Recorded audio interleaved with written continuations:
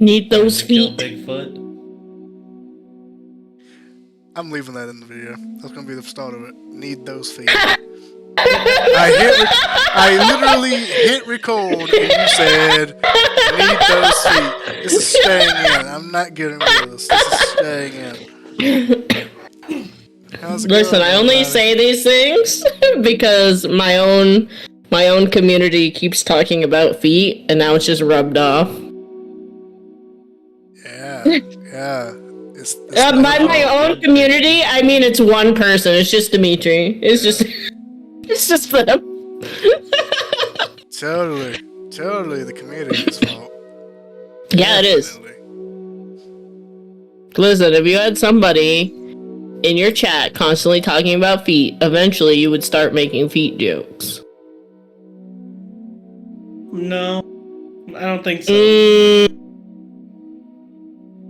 Don't lie to me. You would fall to peer pressure. No. Yeah, I'd just be Toby. making dick jokes. Penis. Everybody makes dick jokes. Those aren't new. Penis.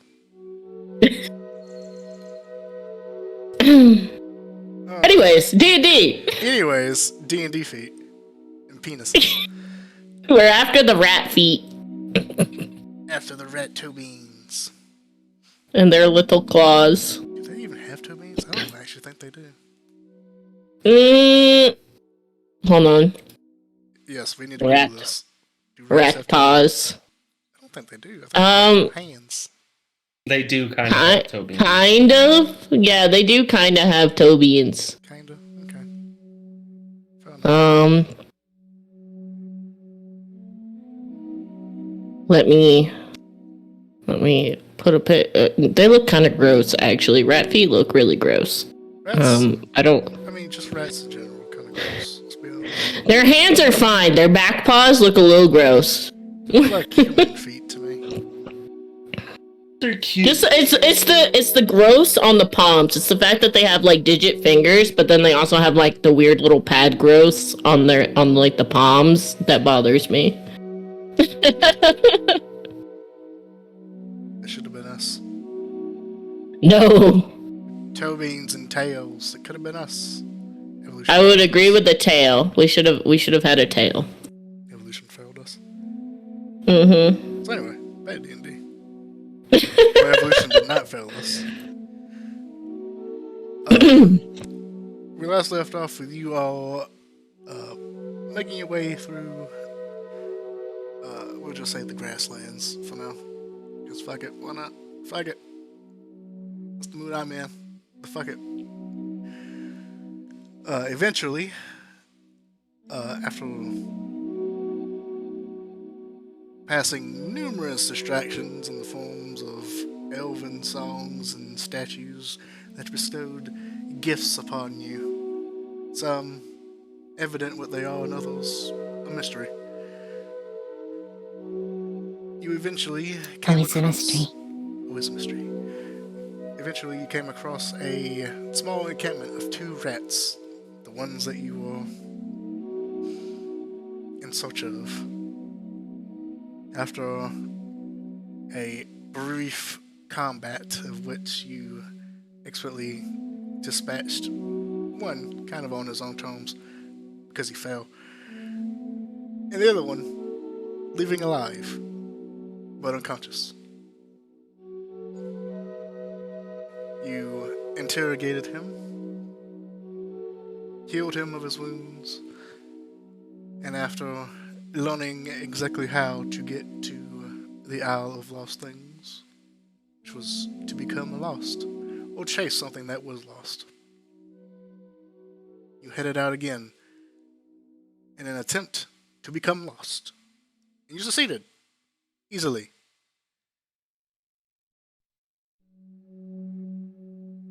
And you found a toy soldier who questioned you and your allegiances to the Rat King, and upon discovering that you don't really have any to the Rat King, he agreed to aid you in going to the Isle of Lost Things, which is now on the horizon of a sea of trash and garbage and lost things. A small city in the distance, several miles out. And that is where we begin. With you all and Sojo and Doodle, because Doodle's still with us for some odd reason. On the coast of this sea of trash.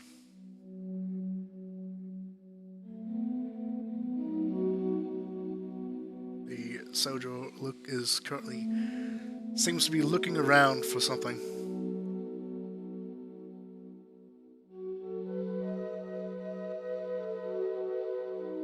What are you looking for there, soldier?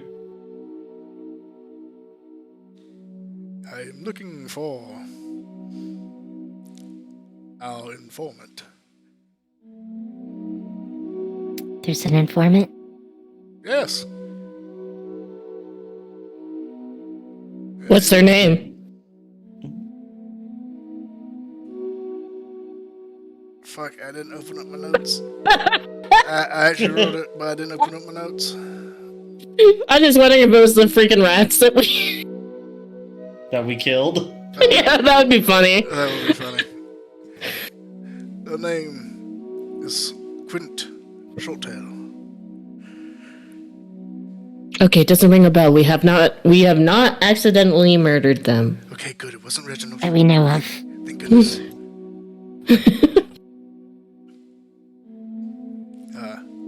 I would be shocked if you have met Quint. He is a dredger, and very rarely he comes off of these seas to the inlands.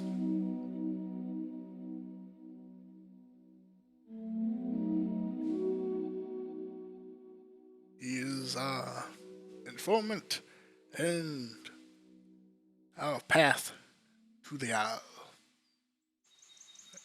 As I would be ill-advised to swim across the sea of lost things.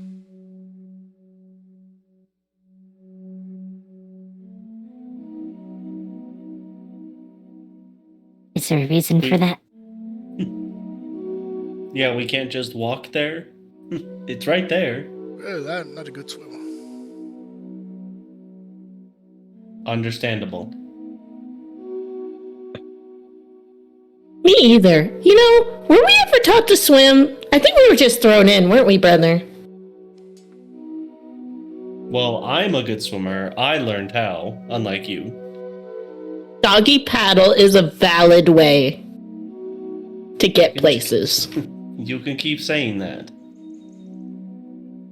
What about you, Nakami? Do you know how to swim? I have done it recreationally.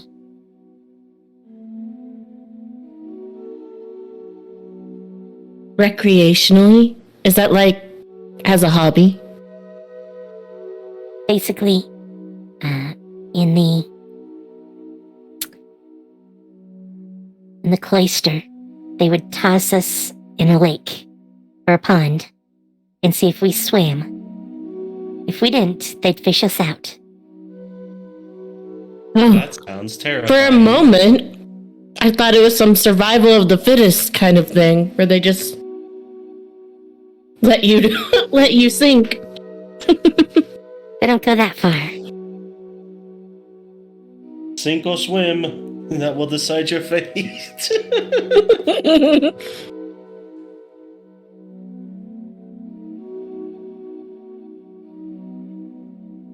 And just at this moment, you hear a kind of a loud crinkling noise and a blow of a toot. As you look over and you all see this little, I say little, it's relatively large, little toy steam rowboat, paddle boat, with a large metal claw kind of affixed to one side that's currently anchored in and kind of steadied on the side of the boat. being manned by this scruffy looking, dingy little rat. Wearing a little sailor cap.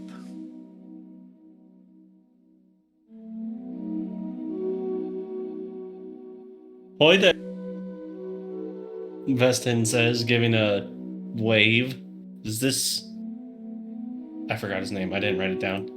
How dare you? Quint. Quint. Is this Quint? Good soldier?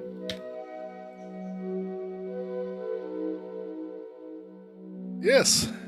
Yes, that appears to be Quint. And soldier makes their way up to the coastline of this trash sea, as this little tin boat, like, you can see the paddles are like digging through the trash and like spinning the trash as if it was liquid.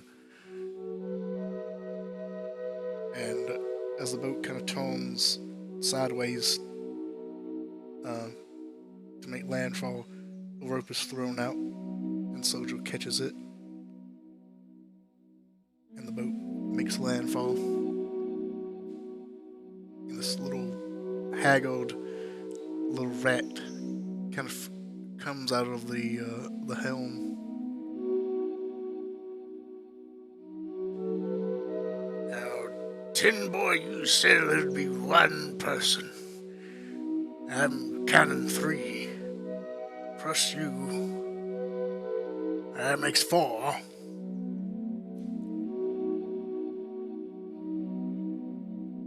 And leans over quietly. I'm surprised a rat can count. I wasn't paid for 4. I was paid for 1. Which is it Oh, wait. for? Question. Don't we Go technically have 5 with our little bug? with Doodle? Yeah, with Doodle. Do Yes. we want Doodle to come with us, though? Probably not. Probably be too dangerous for Doodle. Doodle sips on his aphid. Doodle, do you think you can stay here and not get into any trouble?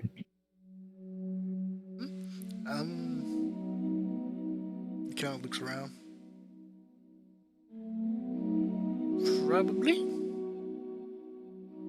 Do you think you can hide from any rats that will show up? Are you a good hider? No. But I haven't Why don't you died just... yet.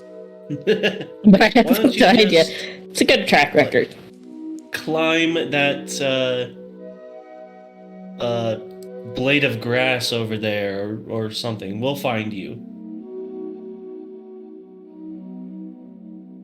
Okay, yeah, I can do that. Okay. And then Vestin turns to Quint. How much is it for 4? We have where are the bags of shiny? He pulls out one of the bags of full of shinies and offers it over to Quint. We're recent friends of Soldier here, and we're here to help him. So we will pay our way to get to the city of lost things and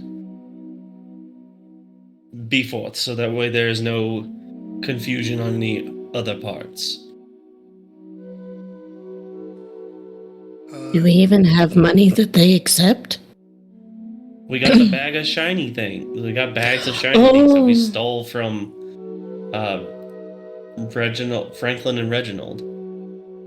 That's true. I forgot about that. Yes. Go ahead and make a persuasion check.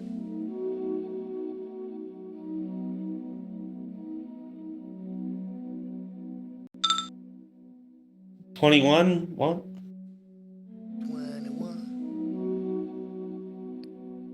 Alright, with 21, as you offer up Are you offering up the entire bag, or did you just like?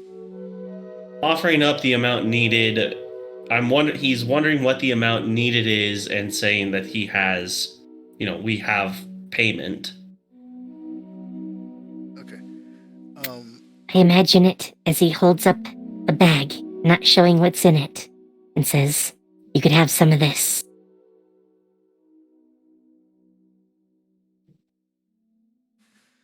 Okay.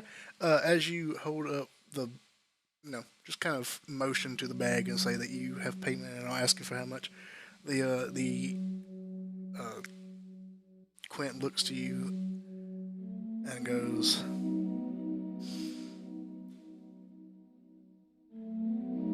"And what business have you going to the Isle in the first place?" Well, we were trying to visit the Rat King to get a boon for someone else. But seeing as we are newfound friends of Soldier, we are here to help him with his quest. And rescuing his bride, He goes, the dancer. "More than I need to know. good. More than I need to know. 10 a person."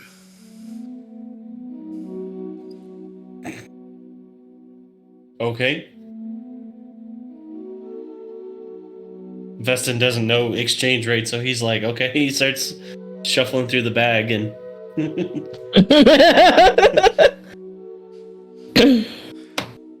And he looks back to Soldier.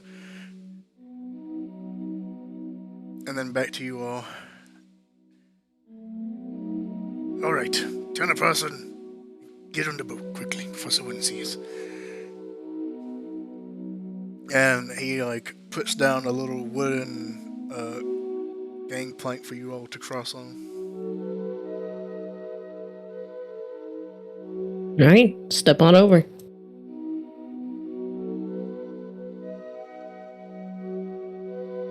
yep, hopping on. You all get on. The gangplank is pulled back up. And Doodle runs off to a blade of grass. And you kind of see off in the distance as you all are getting all of your things on board, that he is just kind of making himself at home. He's pulling over bits of grass and cutting them out to make it a little makeshift tent. He takes this little aphid and attaches it to one of the leaves, and it starts striking. And you hear the little toot of the toy tin tug paddle boat as it begins to depart from the shoreline and make its way out to this trash sea. Doodle waves. "Goodbye. Be safe. Don't die." We'll try not.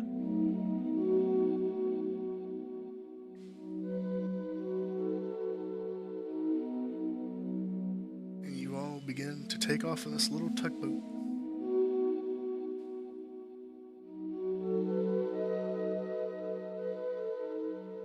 What is the tugboat made out of? It appears to be made out of tin. It looks like a little tiny tin toy boat. It has a little key knob on the top that you twist, and it tones the paddle in the back. And the paddle, as it spins, is digging up all of this trash and is propelling you forward.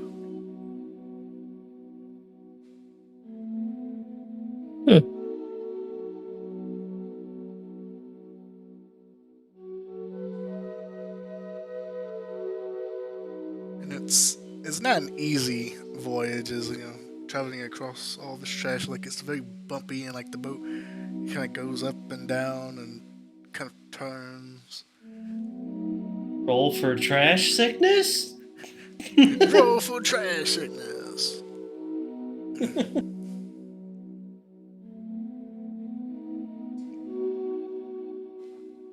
Alright. He kind of makes his way up to Vestlin with his paw out. Payment, please. Yeah, Veston's still digging in the bag. He goes, I don't know exchange rates, so you tell me what. And he just starts handing things over from the from the bag. He rubs his forehead and just kind of stops you once you get to 10. Like, once you hand him 10 things, he kind of stops you and then puts that away in his, like, a little pouch pocket, and then holds his hand out for 10 more things, and once you give him 10 more, he stops, and then it just kind of goes on until you have paid for your 3. Oh, That's it's the just exchange things. rate. Okay. Okay. Understood.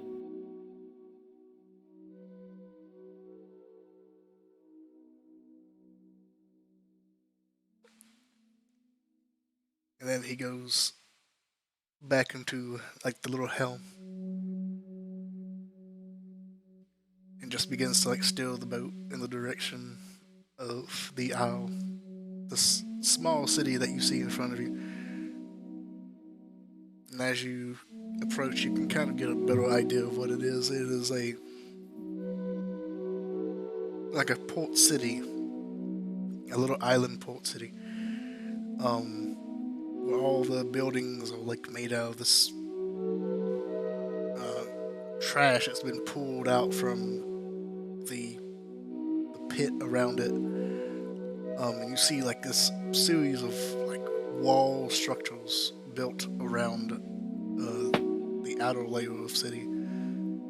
So the inner layer is got this giant wall around it, blocking view of most of the insides, but past the wall you can see like jutting out the tips of what looks like a castle, like 4 different tips of a castle.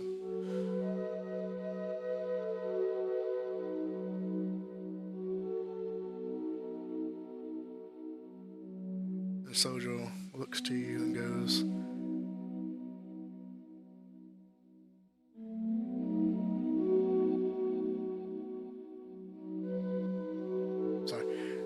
he looks to you and goes, we will be making port at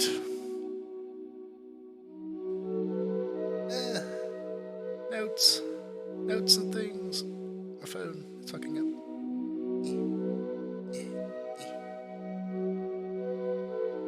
We will be making port at Tunnel Market. I have some compatriots that we will be making connections with.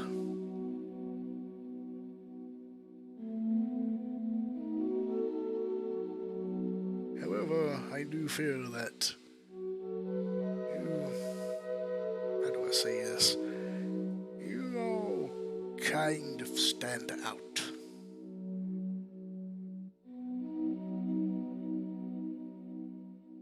Oh, really? Yes. Really, I thought we blended in just fine. Well, Veston said so sarcastically. I'm afraid to dash your hopes that you do not, I'm afraid. And he says this with all sincereness.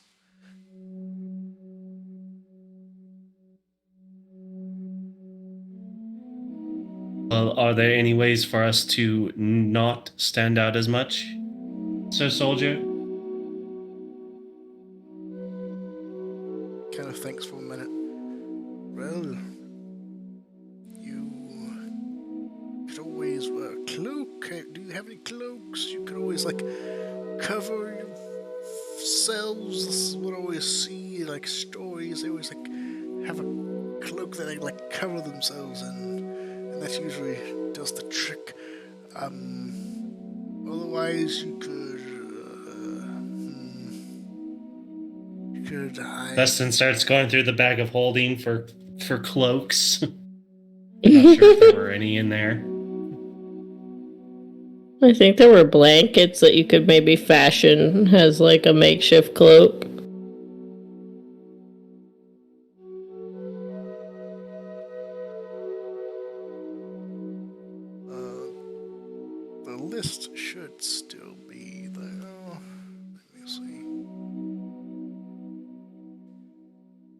alternatively, if you have like special powers, you could like form yourself to look like mice or maybe cockroaches or some other denizen of the city.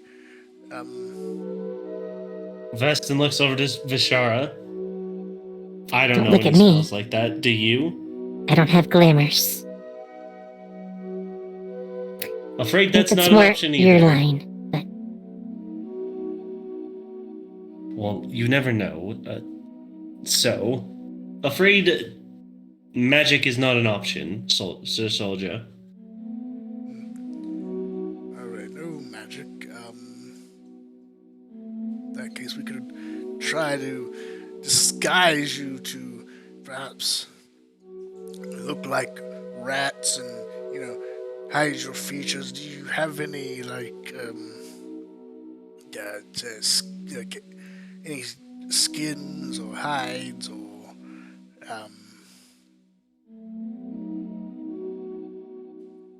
any like raggedy shawls that could look like fur?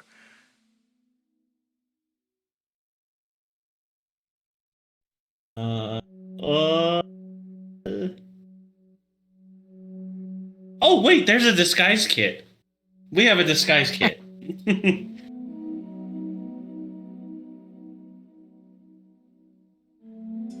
I think in Vishara's case, she'll pull out the mask and put it on. And,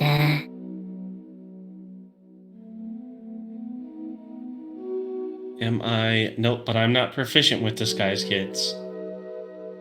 I'm proficient with dice sets. Vishara's proficient with no tools.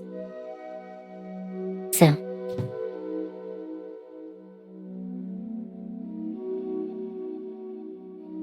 But we could still use it to try, right? Yeah, you could definitely try. I'd say you could either give me a deception or a performance check. Yeah, you just wouldn't add your own proficiency. Okay. For anyone who is trying to use it to make yourself look more ratty.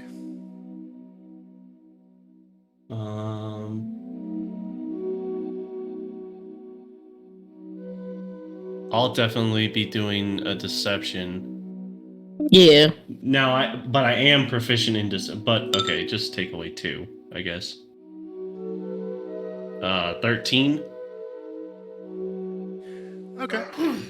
You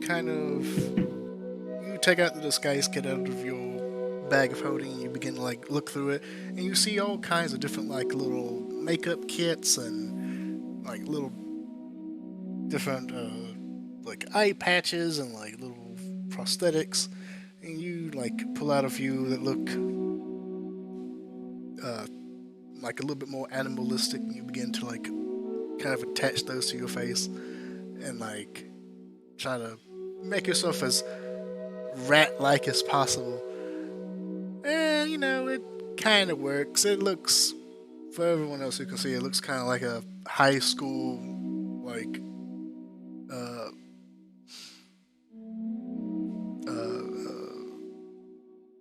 not this guy, like a high school makeup job for like a theater.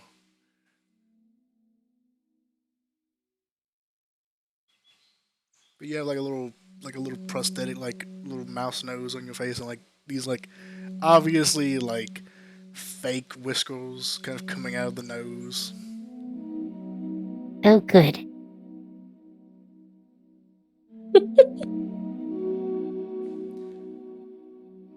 Soldier kind of looks at you and goes, "Fabulous! That should work wonders. Now for you two. Vishara is just gonna wrap herself in a blanket and wear the mask. And what does the mask look like again? It's an ornate mask with a black hand emblazoned on it.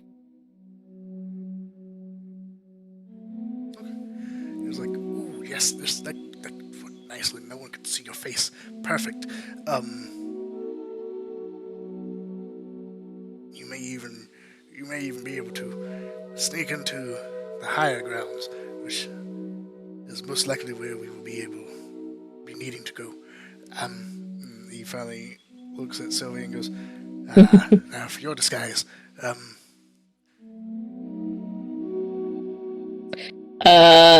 Sylvie's gonna, wrap a blanket as a cloak, but then she's gonna ask for the disguise kit to attempt to make some fake rat ears coming through the hood of her little blanket cloak, and she's gonna use probably like a piece of like the blanket to just cover her face so she doesn't have to do like a full snout and like make a fake tail.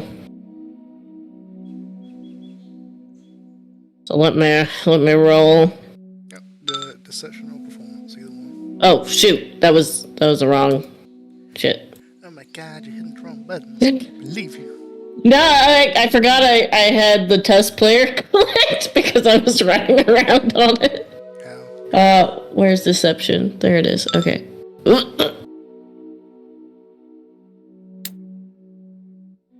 Is it a 1? It's an 8.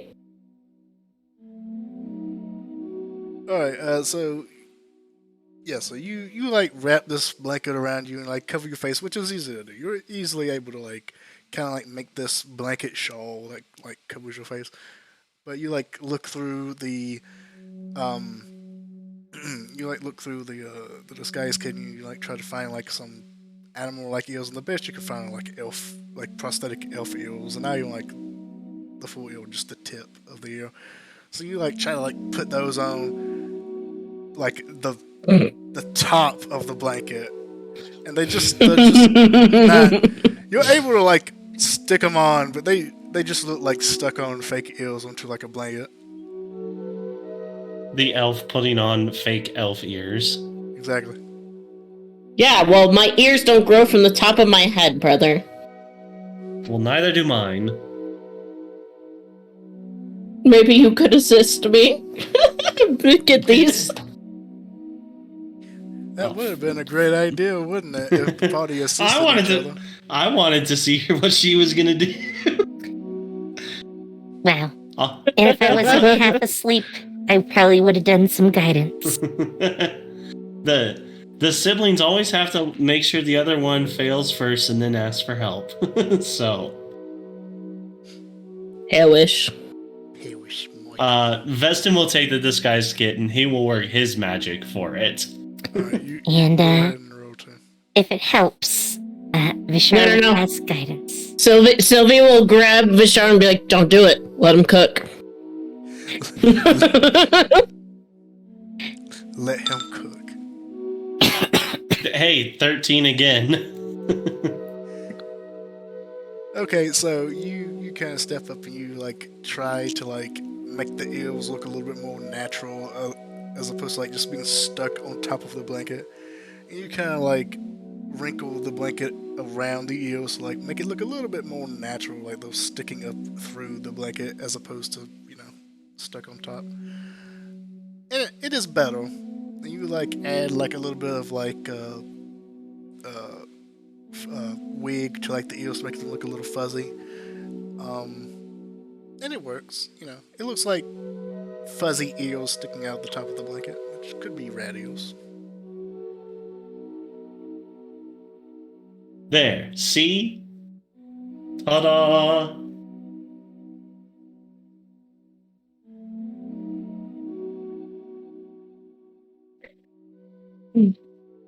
Damn. I hoped you were gonna fail. Next time. Wow, my sister. Can you believe her, Vishara? Can you believe her?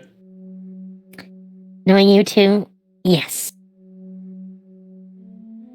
Are we ready?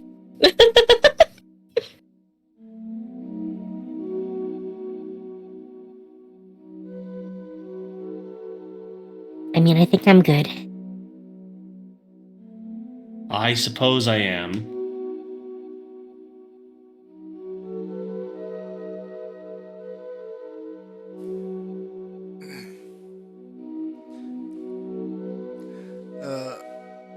as you all are like just finishing up getting your disguises on, the Captain Quint turns around.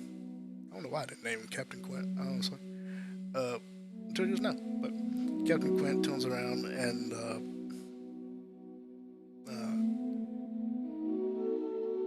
says, make sure to be careful on the edges. There are things that lurk in the bottom of these trash heaps. Dangerous things.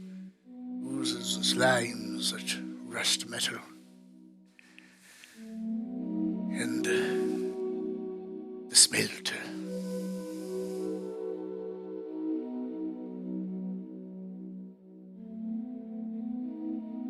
That sounds fun. Oh, by the way, just to mention this, I kind of picture Vishara as that one spirit from Spirited Away, with the mask and a blanket covering their body.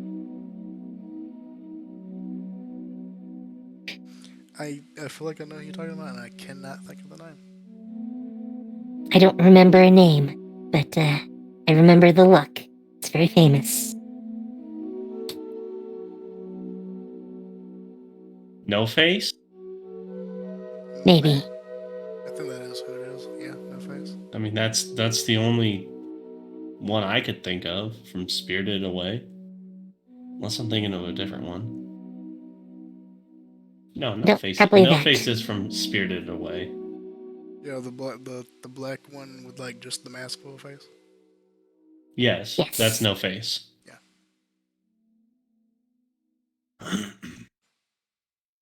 Such an easy name. How could you forget?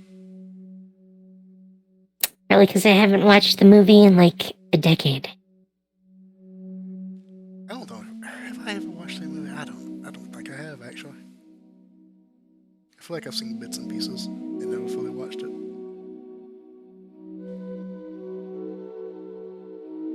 I've actually never seen Spirited Away or really any Studio Ghibli movie. Surely a tragedy. We should all watch one. I know. Let's see here. I do recall it being good. The parts that I watched, I do remember being very good. I need all of you to make me perception checks. Perception. Perception.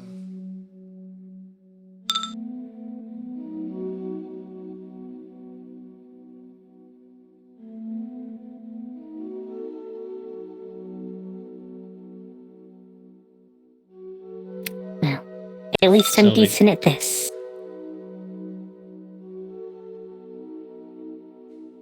Can't hear you. Fuck, I was muted. Have you been trying to talk? We'll not talk about it. I think we should talk about it. Absolutely not. Let's continue. Amazing. Who got the highest? Me and That's a tie Sylvie of tied. 17. Wow. Okay, you two both smell like the smell of acid, like a lemony smell, which is very strange because this entire time the scent that's been like filling your nose has been like musky rust and like trash and like just like real dirt and grime, and all of a sudden you like smell this strange like sweet lemony smell.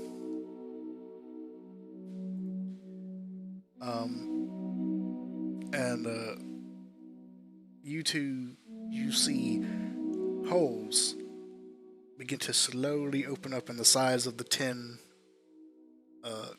boat, and little oozes sliding in, gray oozes are sliding in from the sides, eating their way through the boat.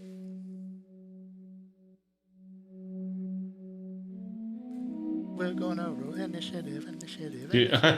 Festin was gonna say, do we need to do something about those? Yeah, are we gonna do anything about that? It doesn't look good. Actually, before you roll, let me add you to the tone order. That would really help. Yeah. Add to initiative. Now, let's see. Yeah. Click. Set. Oh, set up. There we go. Can you tell me what you got? 14. Okay, cool. Alright, now everyone else should be able to roll and it should be fine. 20. Dun, dun, dun, dun, dun.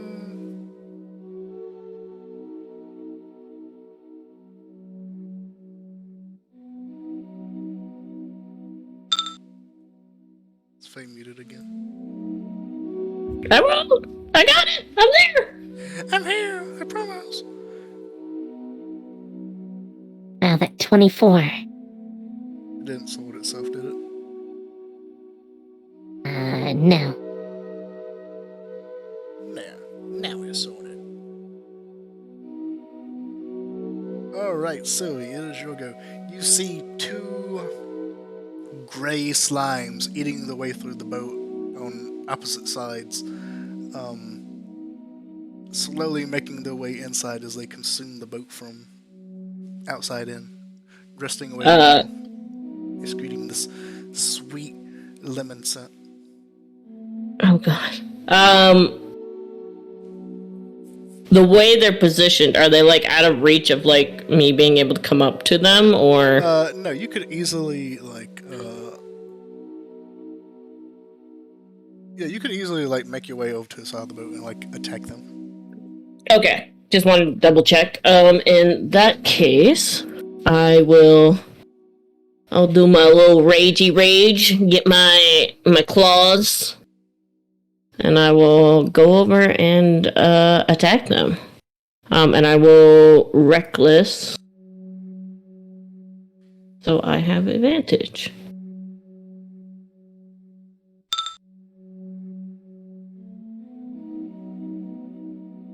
This is probably going to fuck everything up, but I'm going to try it. 24, 26? That'll hit. As you grow out your large claws and swipe at this ooze, you do manage to hit it. Let's see here.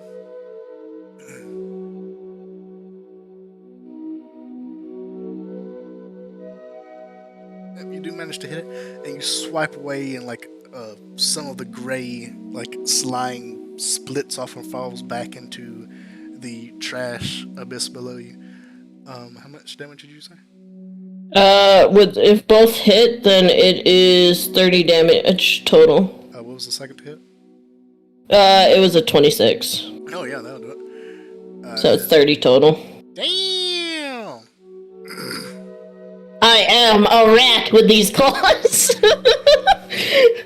Don't need a disguise kit. I am rat. Exactly. As Sojo sees like these, you kind of like just expand these claws out of your hands, kind of like transform into like these claws. He's like, well, why didn't we just do that?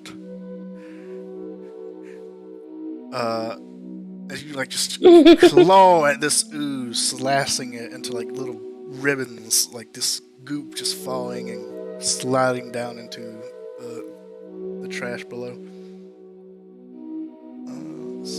This is gross.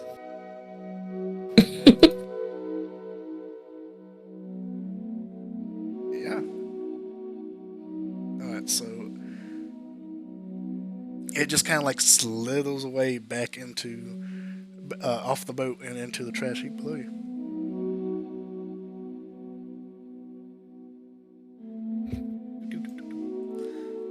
I looked up boat, so you could have like an idea of where you're standing at right now, and nothing showed up. Womp womp. Mind theater. Exactly. Alright, let's see here. Oh, I know you even did that. Vesson, it is now your turn. Vest's gonna, I guess, run over to the other side, and he's just gonna chill touch him. Alright. Like look over and chill touch for 12 or 12 to hit. A 12 to hit will hit. As this cold, like, magic, like, swells around the creature, and you see, like, the slime kind of, like... Actually, it's necrotic energy, isn't it? It's not actually cold, is it? Say what? I hate the name of the spell. It's not even cold damage, it's necrotic. Yeah. Fucking hate the name of the spell. It's neither cold nor is it touch. And you see, like, the ooze, like, deteriorate and, like, dry. It kind of, like, become flaky. For how much damage? 7. Okay. You just see, like, one of the, like, pseudopods that it was, like, reaching into the boat with just kind of crack and begin to, like, flake off and turn to dust. But it is still trying to make its way in.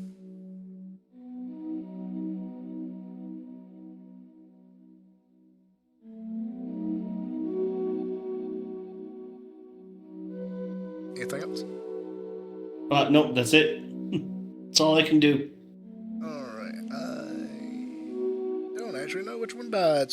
It doesn't matter because they're right next to each other. So this ooze that's still alive,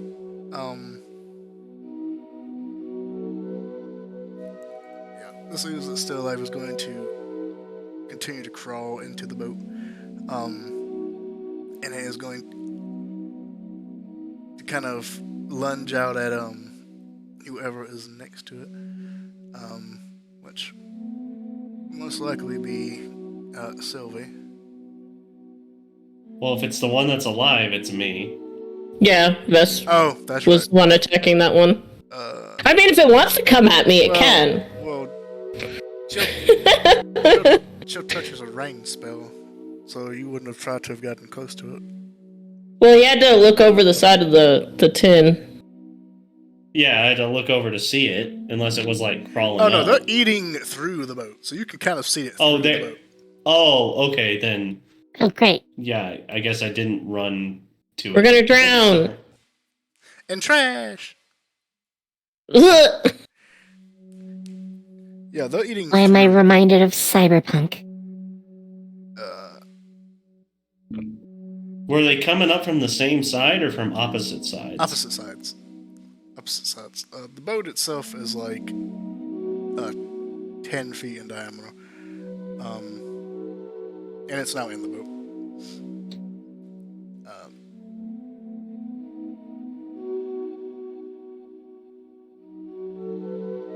You know how hard it is to think? Let's all roll d20 and see who it attacks. It's very difficult. If this boat is tiny, I mean... I would say it's like a huge boat, like size-wise.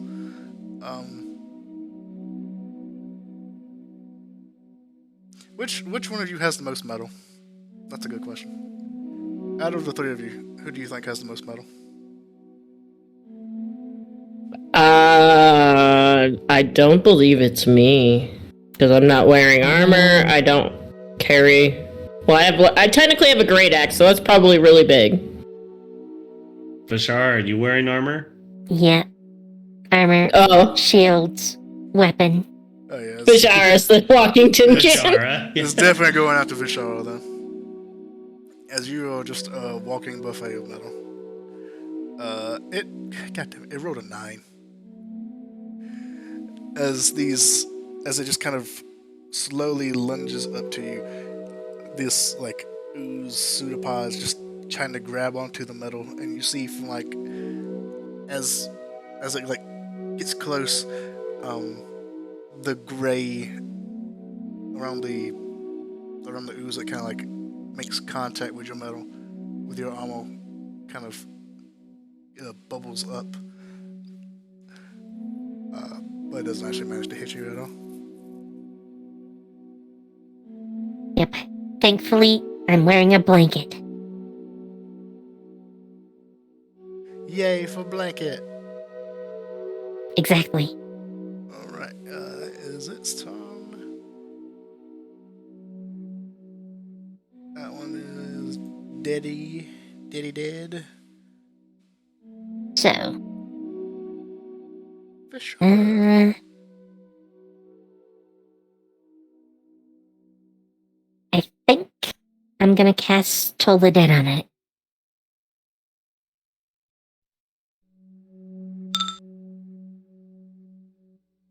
So it needs to make me a wisdom saving throw.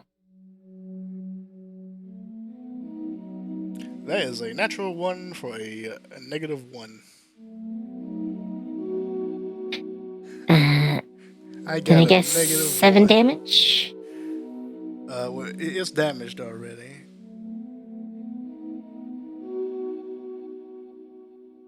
So you should have like in power damage was just doing the 2 damage die, right? I'm not sure if it's doing It says one roll for each. Does it say 2d whatever it's supposed to be?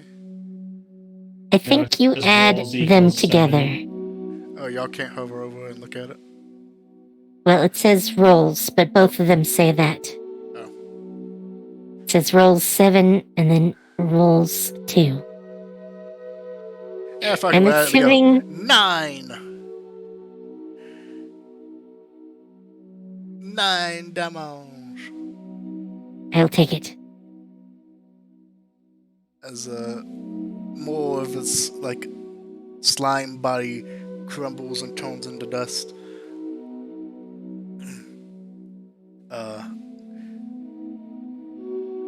Landing on the tin boat, on the deck of the tin boat, and a little bit of like moist slime that's left kind of oozes back off of the boat and into the trash below.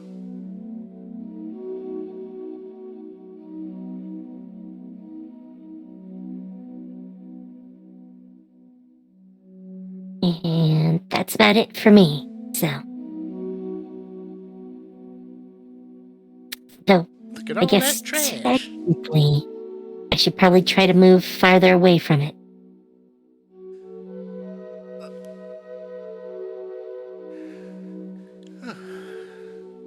Sorry, I just had a spasm. Alright. Well, that one appears to be dead. Except for Oh. the ashy remains that are now on the deck of the boat. Okay. But you do have 2 holes that are now in the vessel. Anyone got some lumber?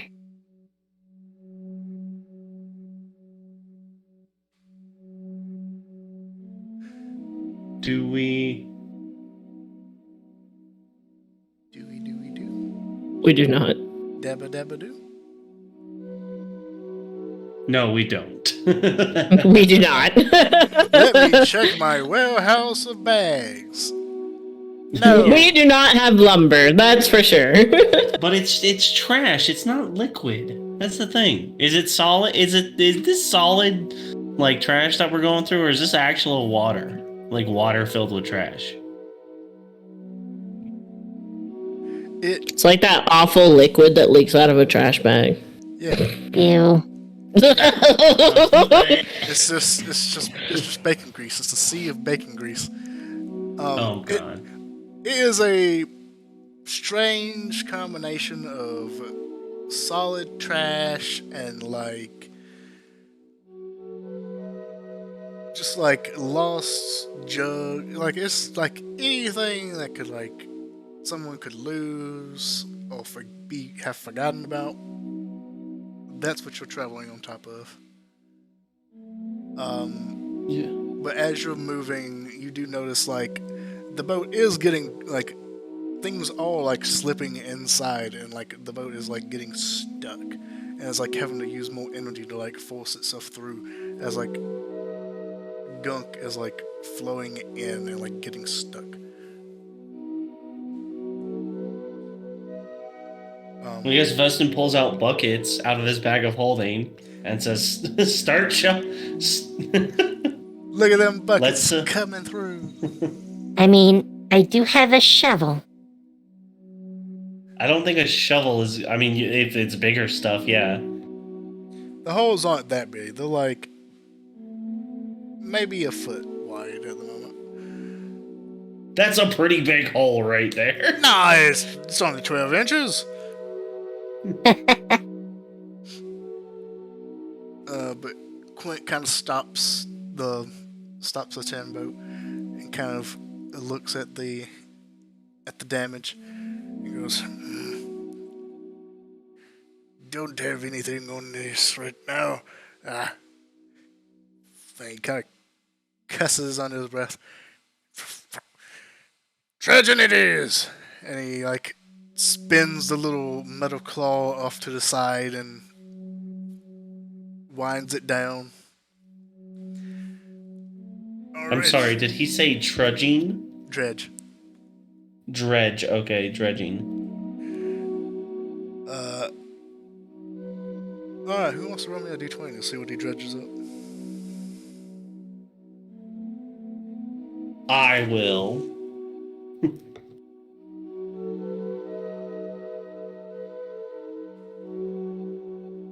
Oh, slash R. 11. Alright, he kind of like turns the crank and the claw goes down and like kind of like buries itself in the trash, and you hear like a as the you kind of like feel the claw like grip onto something, and he like cranks it back up, and as he does, there's like a old like an old like sliver of plywood that he like pulls up. He kind of sighs and like pulls the claw in and like takes the wood off. Just like repairs my book with wood, but it'll do. And he like puts it over the hole and like begins to like tap it into place and like nailing it in. Like these old rusty nails. No, those are wood carver's tools. We don't have any woodworking tools. So can't help him. Well, there's a way, there's a way.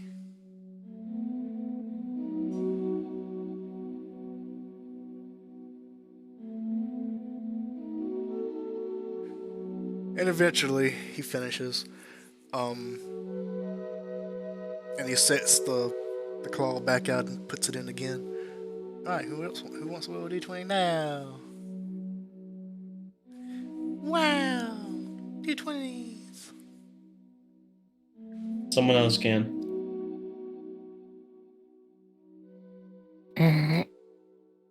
Come on, force that Me. enthusiasm. Force it! Sure. There you go. Enthusiasm. So another 20. Yeah.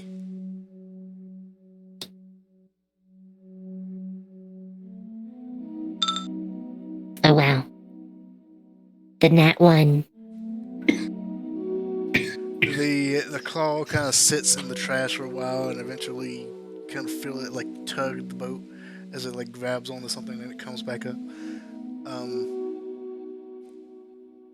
you see the claw like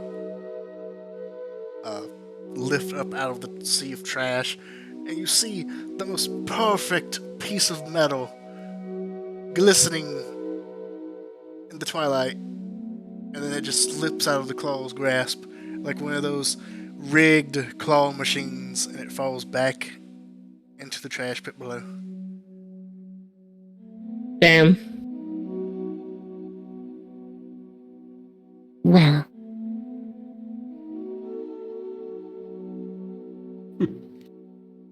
that couldn't have been more unfortunate. It was certainly something.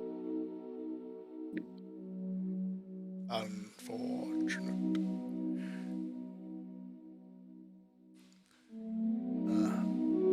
The captain just cusses and he says, Throw me that hook! And he points to like a hook that's like across from him. That's like on the wall of the boat.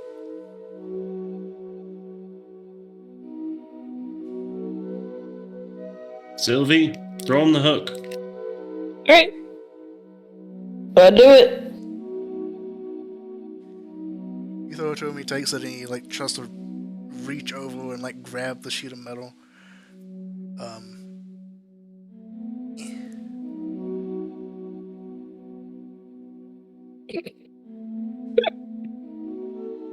And he like lunges over and he just tries to grab it and he can't reach it. And he kind of looks Like, to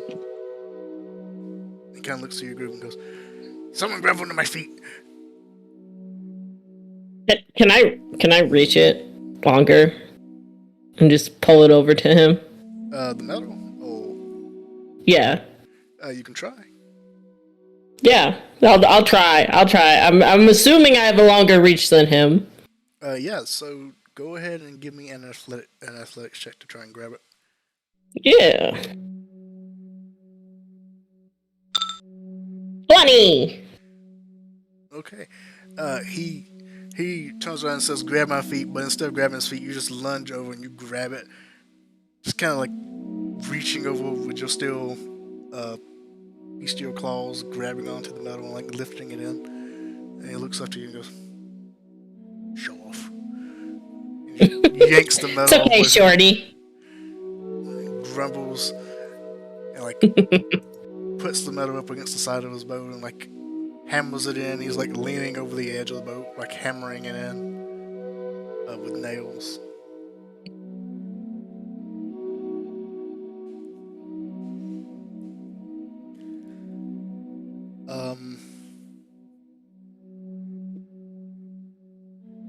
Go ahead, everyone, and give me perception checks. Yeah. But Roll 20 for a 23. I got a 6. Using it where it counts. For grabbing metal. Yeah, I perceive nothing. So a natural 24, 23, and what else? 15. Okay.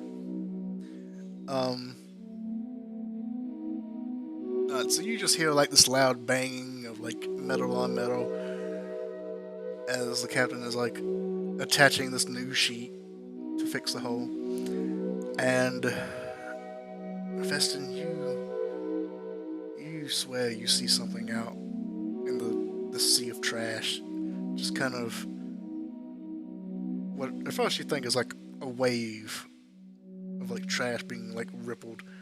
But then you swear you see like a flame being expelled from the trash.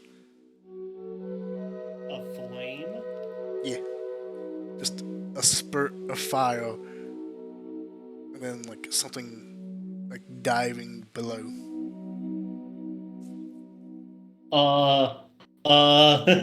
And Veston starts like smacking Sylvie. We need to go. We need to Captain, we need to go. There's something coming. What? What do you see? A giant thing of fire from the trash. Trash fire? Not the trash is on fire, but something shot fire from the trash. By the Well, that sounds gods. lovely. It's the smelter. And he rushes back to the helm and begins like cranking the little key wheel on top to get the paddle spinning. And you just hear the as the boat begins to move.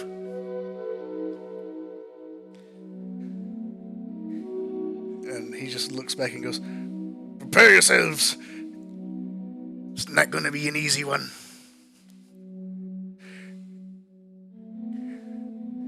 Great, great. We just have to hope it doesn't see us. If it hasn't already. I think it has, because was it coming this way or no? Difficult to tell.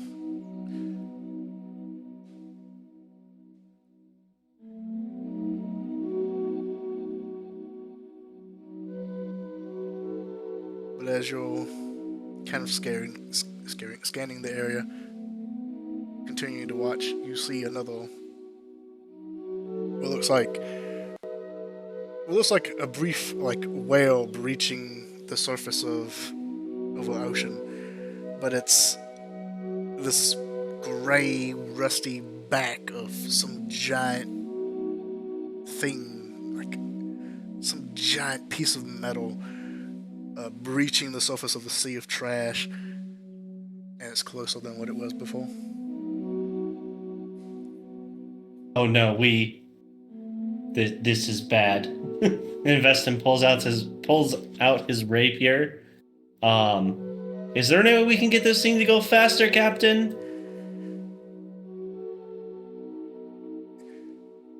Unless you want to get out and push, then no.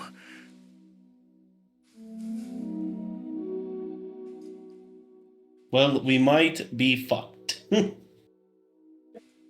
Oh boy.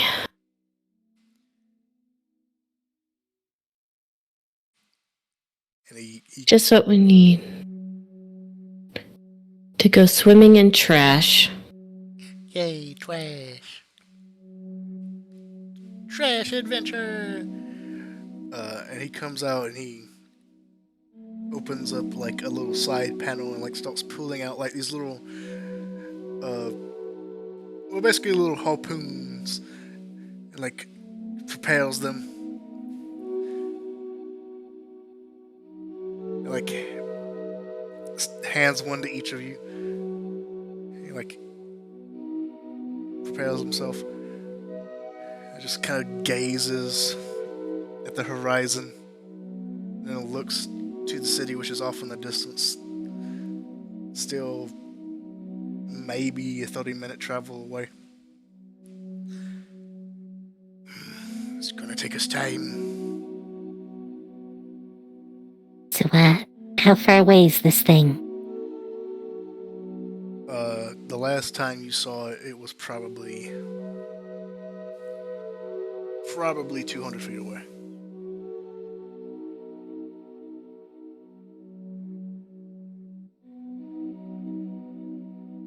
Where is magic missile when you need it? I mean, if we weren't moving, I could probably do something about it, but...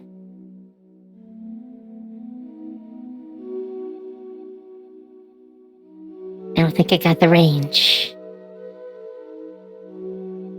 I don't either, I know that. Don't look at me.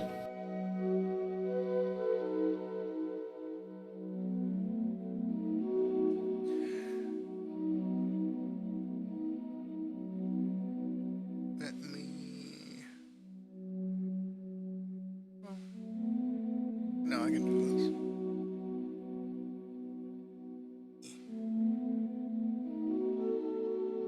No, here it is. See if they would do that.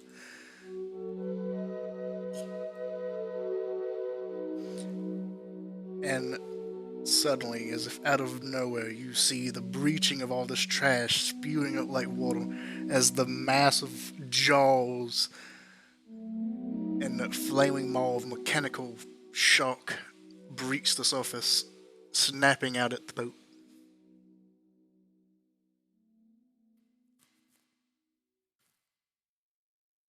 Oh my god. What?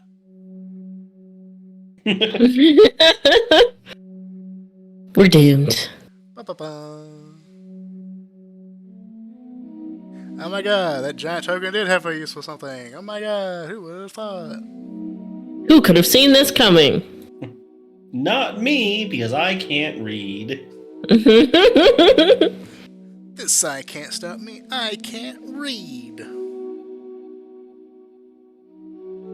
I mean, that's one take on it.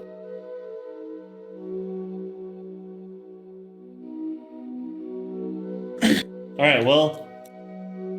Fireball. I cast fireball. Alright. If only you were level 5. If only. And Alright, apparently clean up again. let's Or no. Oh no! Oh no! oh no. Well, it looks like I'm going ahead of you. Alright, let's hope that everyone doesn't Well, die. what's your dex modifier? Wow. Well, it already gives the point. I had a 6.5, you had a 6.2, so I go first because Oh. mine's higher. Fine. Fine. I'm pretty sure my dex is more than you anyways, but let me... The 0.5 would be your dex, so Yeah. you would have a +5 in dex then? Or at least in initiative.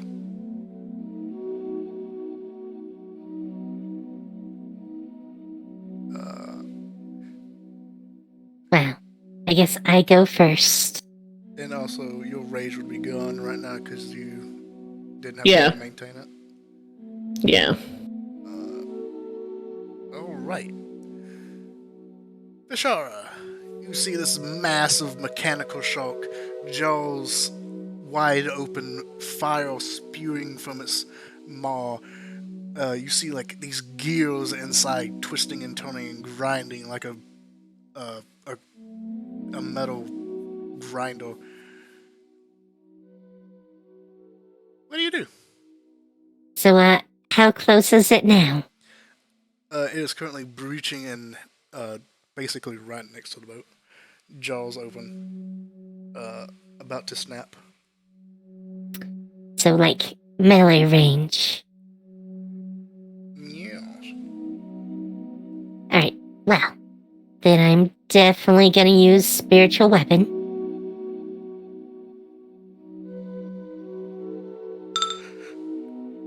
With a 19. Let's see here. 19 will hit. And that's 12 force damage.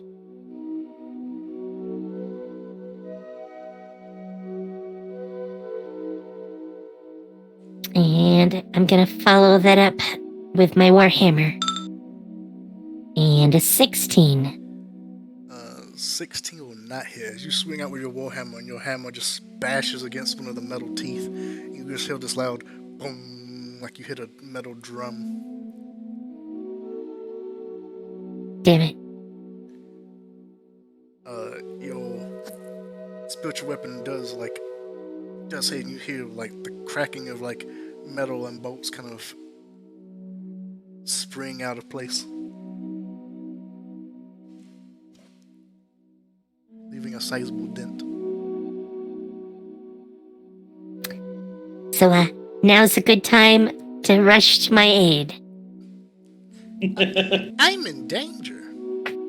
Well, unfortunately, we are after this thing. It is what it is. It is what it is. Pour one out for the homie. Luckily, I'm very tanky. Alright, is that your turn? Yep.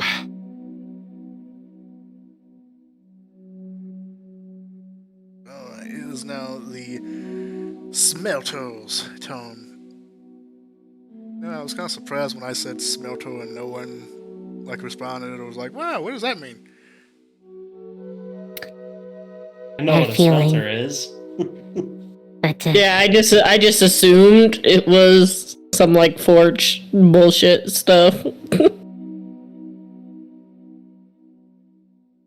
No one thinks about the shark. Until there is a shark. No one thinks about the giant metal shark called Smelter. I wonder why it's called that.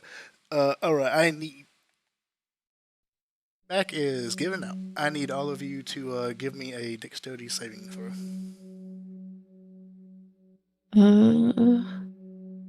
That's the... Is it... No, saving throw. There we go. Sylvie, you should have advantage because you're a barbarian, right? Danger sense? Yeah, that's right. Hold on. Let me...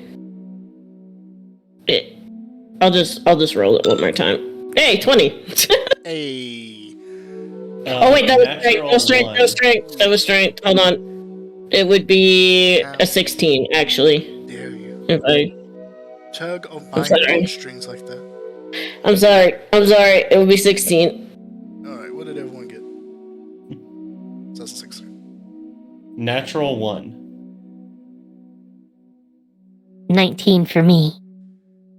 Okay, in that case, the only person who actually fails is Vestin. As the shark opens up its giant maw, about to bite down, and you see like the gills and grindles inside of its throat and body open up, revealing this bubbling fire inside as it is expelled, covering the boat.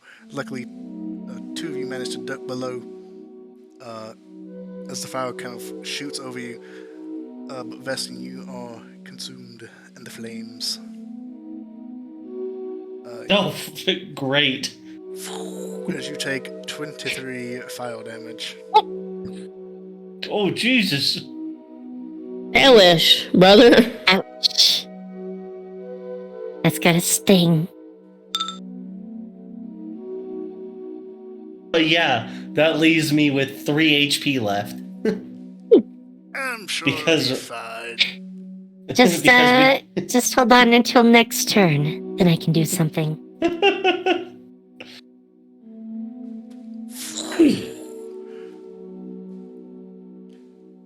As it expels this fire and then dives back into the trash below.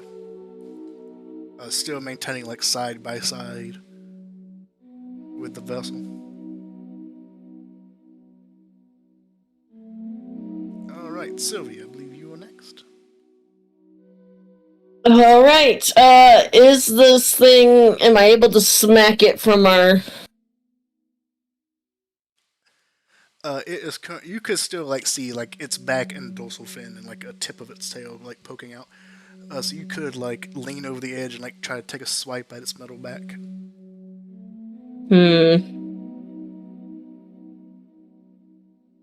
I could also jump on it. You could.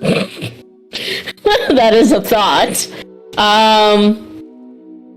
You could jump on it. 1 second. I just need to check something for barbarian. How do I see the details on my character? Just double click? Yeah. Yes. Okay, so I have 1 more rage left, so I will rage. I'll do that. And then I am going to... I will choose claws again. The claws, and I will run over and aim for its back and try and take a hit. I will reckless.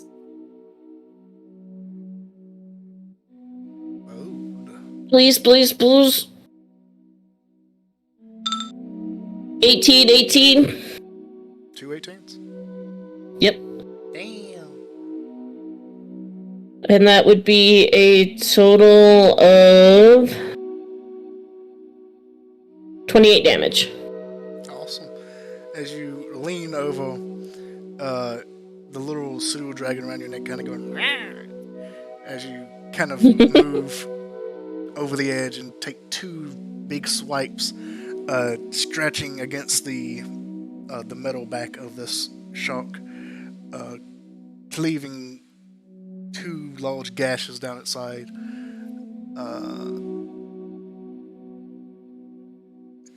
And as you do inside, you can see like the gears twisting and turning like the musculature and like metal backbone of the shark. For how much damage did you say? 28. Damn.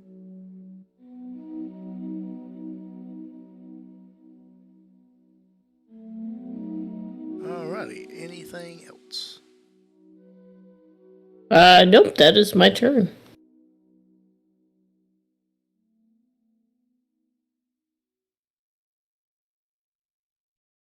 Alright, let's see here.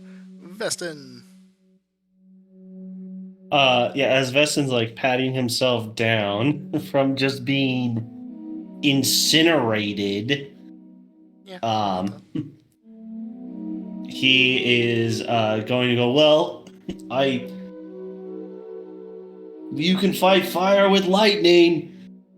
And he's going to cast a transmuted scorching ray at it, transmuting it into lightning damage instead of fire. So it's a 9, which I'm assuming misses, a 27, and a 21. And the 27 is a crit. Yes, the 27 is a crit. Alright, one moment. So I'm looking something up. Alrighty. So how much damage did you say? 12, 18 damage total between the two rays that hit.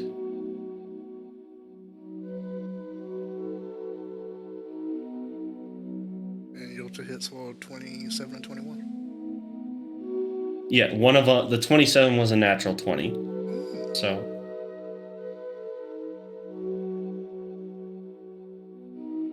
Oh my god, I just forgot everything you just said. Holy shit. How much damage? My brain. It's dying. 18. 18 Awesome. lightning damage. Cool. Awesome. 18. As you shoot off this electric shock, and you see it like coursing through the machine. You see like sparks flying and like the bolts. Some of the bolts like pop off with like steam. And the shark, as it's like swimming through the trash beside you, like kind of convulses and twists with the pain.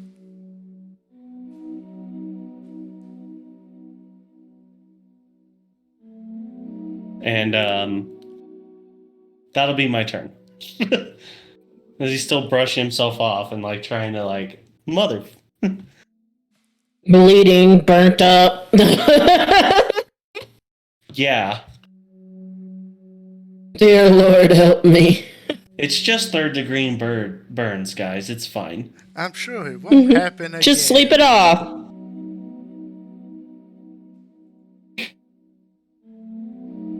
Well, luckily it's my turn. First, she is going to smack it with spiritual weapon. Or she would have, unless, she got a 9. You just see the spiritual weapon kind of attack, but just before the swing goes It's all off, because we're moving. exactly, it like ducks under like a wave of like trash happens, and like your spiritual weapon just hits the trash instead of the shark. And then, well, she's doing that. She's gonna reach over and touch Vestin to cast Heal Wounds. Or Cure Wounds. For 12.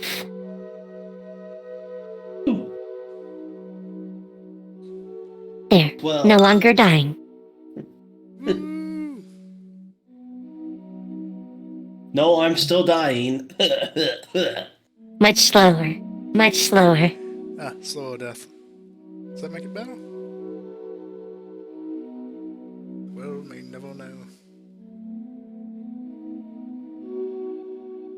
And that's it for me.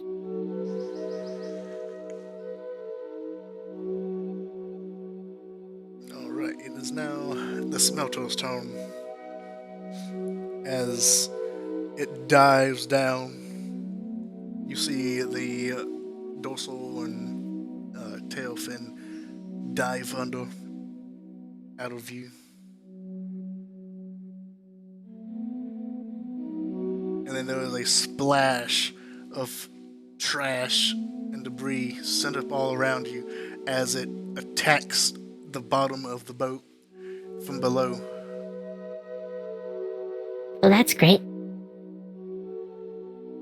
Man, we just fixed this bitch. God damn it, I just fixed that shit. It only rolled an 11 though, so it didn't get a very good hit. As it kind of like misses, its jaws like scraping the bottom of the boat, and mostly just like plunged into it with its nose, and then lands back into the water. Well, I say water, back into the trash next to you. But I do need you all to make strength or dexterity saving throws to not be flung out of the vessel. Thank God. 21. I don't think it really matters which I choose. So. It was dexterity or... Strength. Strength. I will do strength. Strong. 25. Hey. Alright, you all managed to hang on and like wrap yourselves around like bits of the boat, preventing yourselves from like being flung out into the trash heap below. That was pretty cool. Too bad it didn't do anything. I can't reach him though, can I? Yeah, it's you again. You would like have to like reach over. Alright. So Can I ready an action ready my claws for when he comes back? Yeah, you can totally ready a Yeah. claw attack. That's what I'll do. There's also harpoons. Yes, harpoons. That Captain brought out.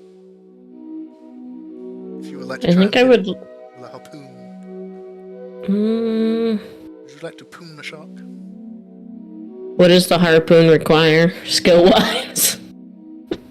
Excellent question. Because that depends. It's basically just a spear. Oh wait, I'll just ready my action for when he comes back up. You know, the fact that there's a thing called a harpoon in D&D is a tragedy. Truly a tragedy. Alright, that's my turn. Alright, holding your action. Vesson.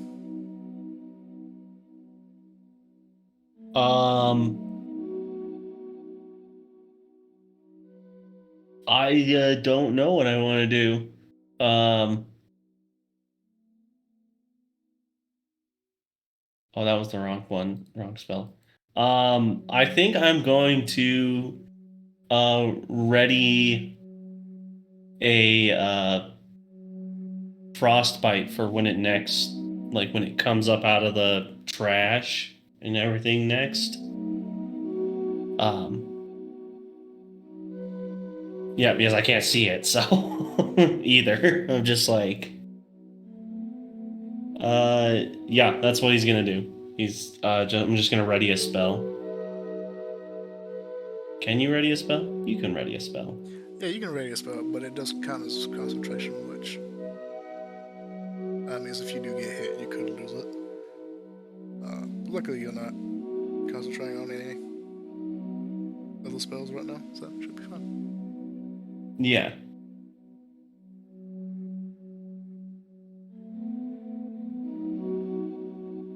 Alright, Vishara. Alright. So, spiritual weapon again. Oh, wow. With the crit. A 26 to hit. Alright, yeah, that'll hit, because your spiritual weapon actually can still reach it. As it swings out, and your spiritual weapon actually hits one of the, like, glass eyes that are glowing, and you see it, like, crack, and the smelter begin thrashing under the trash, sending up debris in the sky.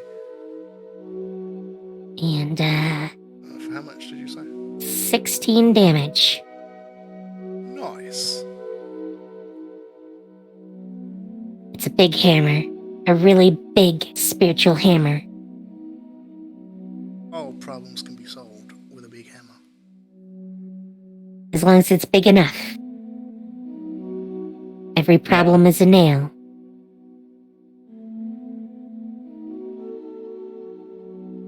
True. Is it technically visible? You can see, like, a bit of its, like, dorsal fin.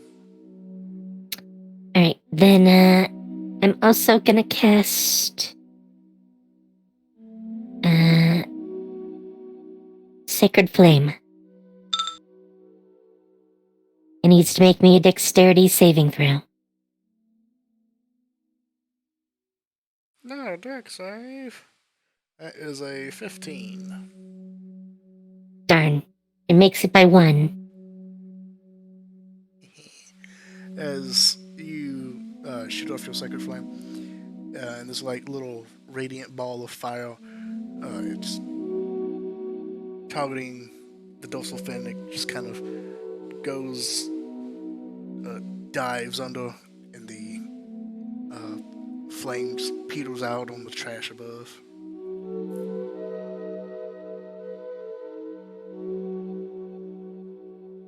And that's it.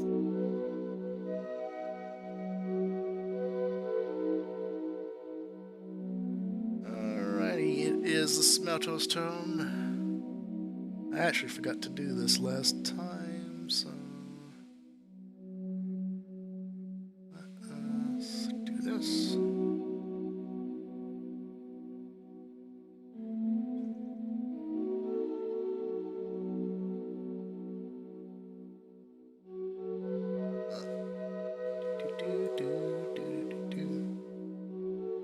Can't see what I'm tapping, so I hope I'm tapping the right thing. What does that say? To 6. Oh, goody! I know what that means. The smelter rises back up, breaching the surface again.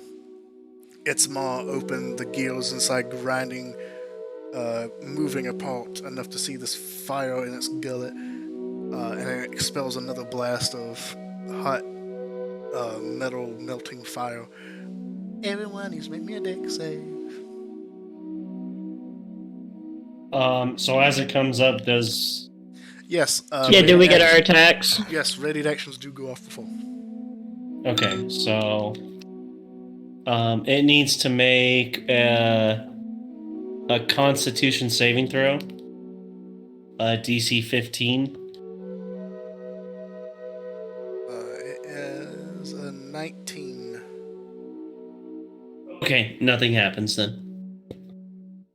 Big Sag. Okay, let me do my claws. 15 and 24. 15 will miss, 24 will hit. Okay, that'll be 16 damage. Awesome. As you both see the giant shark breach the surface one more time, you send out your readied actions. The shark not seeming to feel the cold against its metal skin. But Sylvia, your claws do manage to scrape off several of the teeth. Hell yeah. Dex saves. But oh no, it has 20 more rows behind those. Oh no. And remember, Sophie, you do Fine, have she advantage. has resistance to damage. She's fine. You also have advantage because of danger sense. Yeah, 11. Still probably a fail. 16 for me. And 14 for me. Alright, it's the opposite of last time. This time, Veston, you, knowing the intense pain of the Feywild, took just in the nick of time, but Sylvie, oh my god, you two are blasted with the intense metal melting heat. You two are hit for 21 damage. Fire damage. Yeah, that's not halved. No, it's not. 21? 21. Okay. 21, 1.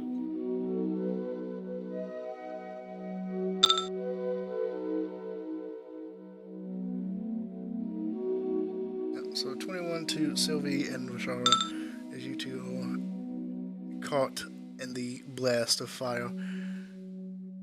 But hey, I still have 32 HP. What could possibly go wrong? I could take another hit. Let's go! I'm not feeling quite as well. So, Not feeling It's fine. So good, Mr. It's Stark. fine.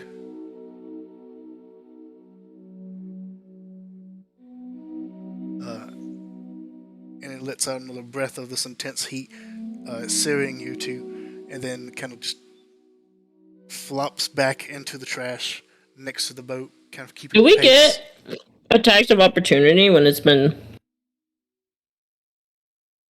When it dives back under? Yeah. No.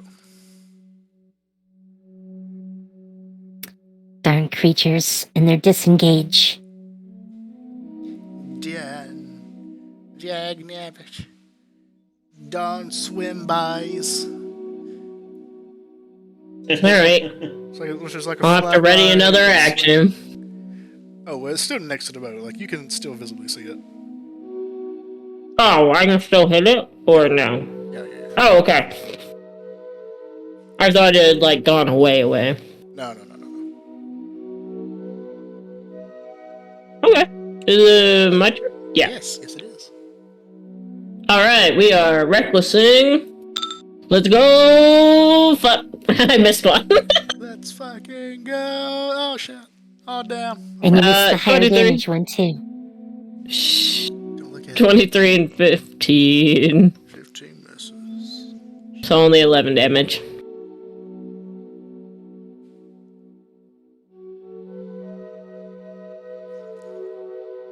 Damage as you swipe at the backside again, clawing deep into the metal, revealing more of its insides. The gale's turning, and you can like see like what looks like this giant red hot sack inside. I'm gonna tear this thing apart.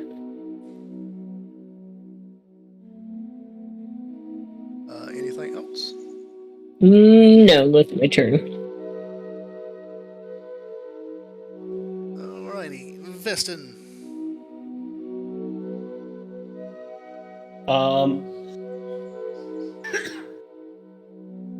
Oh, sorry about that. Veston is he's gonna say screw this thing, and he's gonna transmute another scorching ray and try to hit again with more lightning damage. Hoping it does something. Unlimited power. Yeah. 19. That's probably the only one that hits. The other two are an 8 and a 15. Yeah, those last two don't hit. 19 does hit. For 7 lightning damage. Alrighty. As the electricity takes over, and you see like it going like into the body and kind of like wrapping around, shocking the insides.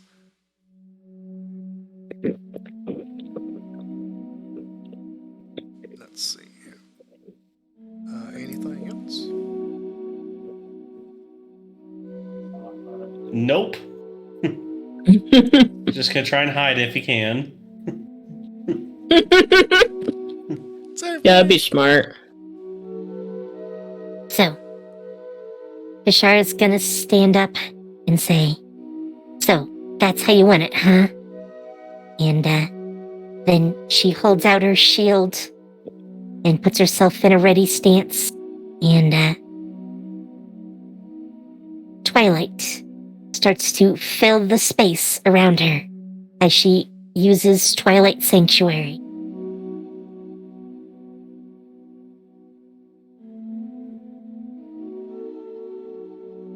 Awesome. There's your little blurb. And I'm gonna take my temporary HP. My 10 temporary HP. Let's go. I forgot And, you could do that. Yes, I might need that. And, then I use Spiritual Weapon once again. And get a 17. 17 will unfortunately miss as it swings back down and just barely nicks the metal, but doesn't seem to have enough force behind it to be able to damage the structure.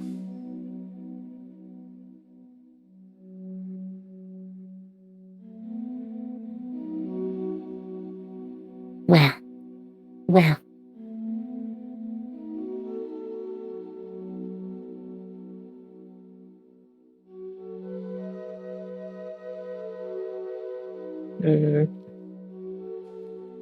As you see, like, the shark kind of twist and turn itself to like look up at the small vessel it's trying to consume, almost like eyeing you with its one damaged eye that you damaged previously. The little glass cracking and the eye flickering with light.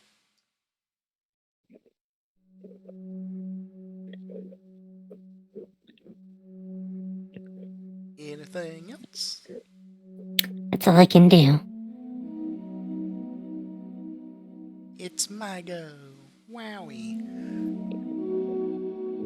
Alright, it's going to kind of turn itself, position itself like right next to the boat, and try to lunge out and snap onto the side. So it's going to like basically trying to be attacking Sylvie, who's been leaning over the edge, grappling at it. That is Hello, friend. high. That's a natural 20 for 29. Ah!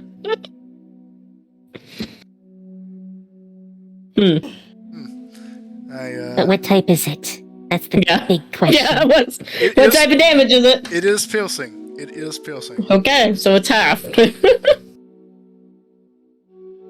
So you take a total before having is math. 4, 5, 51 damage, half, so 25. I'm still alive!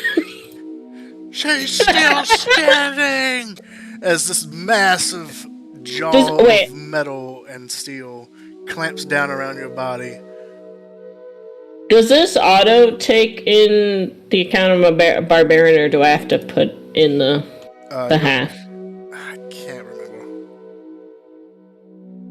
I think if you set it up correctly and you enter the damage type, it should do it. I think we did put 0.5 for your resistance. Did we? I think we did. So putting in the full amount should work, which was 51. Okay, we'll see. Did it work? Yes. Yes. Okay, I did. Let's go. Hell yeah. I'm still alive, bitch. You didn't kill me. I'll live another day. As you feel like these metal jaws piercing down on your skin, piercing flesh and trying to crush your bones. The intense heat from its gullet radiating out. You all now in the jaws of a giant metal shark. Alright, well, it's better to tear it apart, I guess.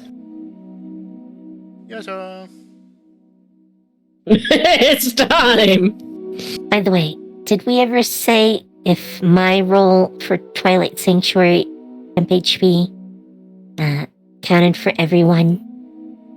Or they need to make their own roll? Oh, it counts for everybody. Yeah. Okay. Okay, so I have like 10 more than I... Yes. You have to have your turn come up. Then you get the roll I make. So. Okay. Is there... Well, I'll just worry about it. At the end of your turn, do healing and add 10 temporary HP. Okay. We're gonna Reckless those claws in its mouth. Oh, I forgot. Yeah, I had advantage against you too. 27, 21. Let's go! Both of those will hit.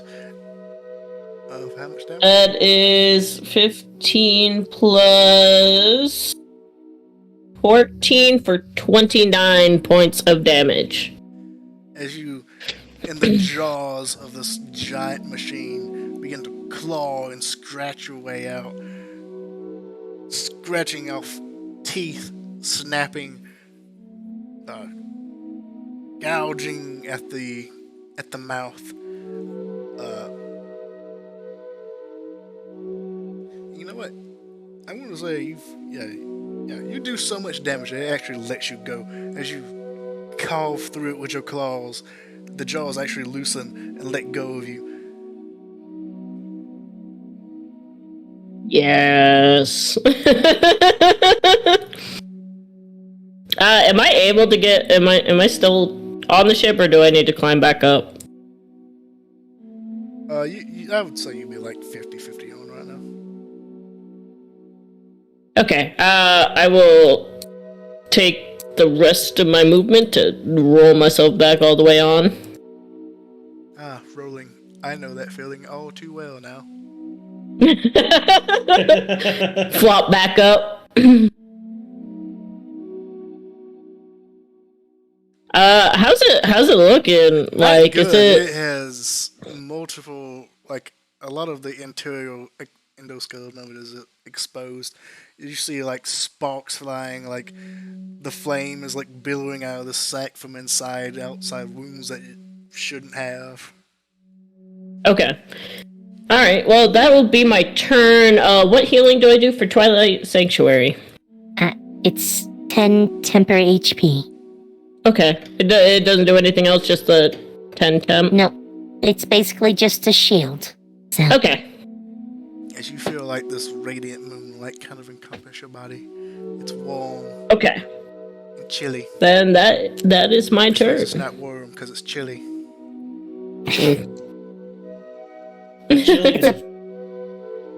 Chilly is in fact the opposite of warm. And chili doesn't have beans in it, or else you're making bean soup. Chili does have beans in it. Beans belong in chili. No, they don't. Yes, it does. I'm not getting in that.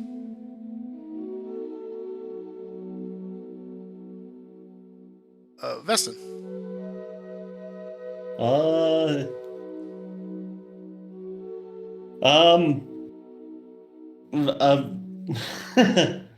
Seeing all that happen, Vestin, I'm not sure if I should. Is it like right there? So if I do a spell, is it going to get an attack of opportunity? Like its head's still on the boat, or it won't get an attack of opportunity on you, no. You don't get attack of opportunities for casting spells. Okay, I thought you still did. You get disadvantage.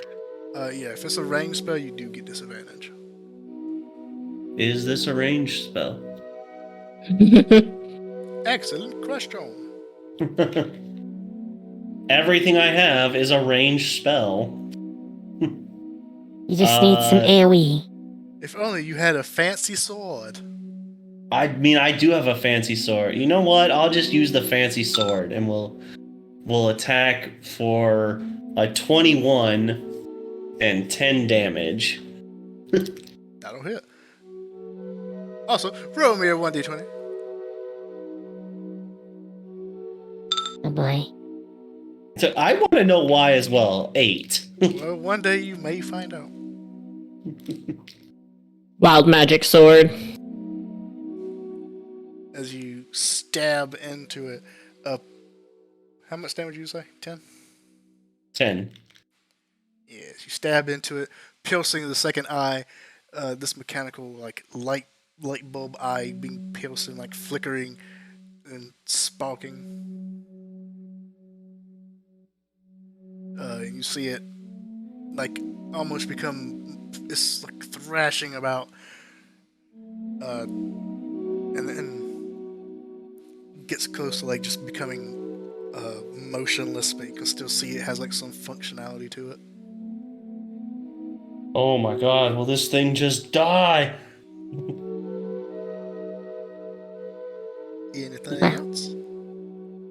On the plus side, you now get your 10 temporary HP.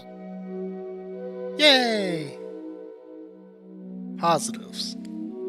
That's what I want to hear. Positives.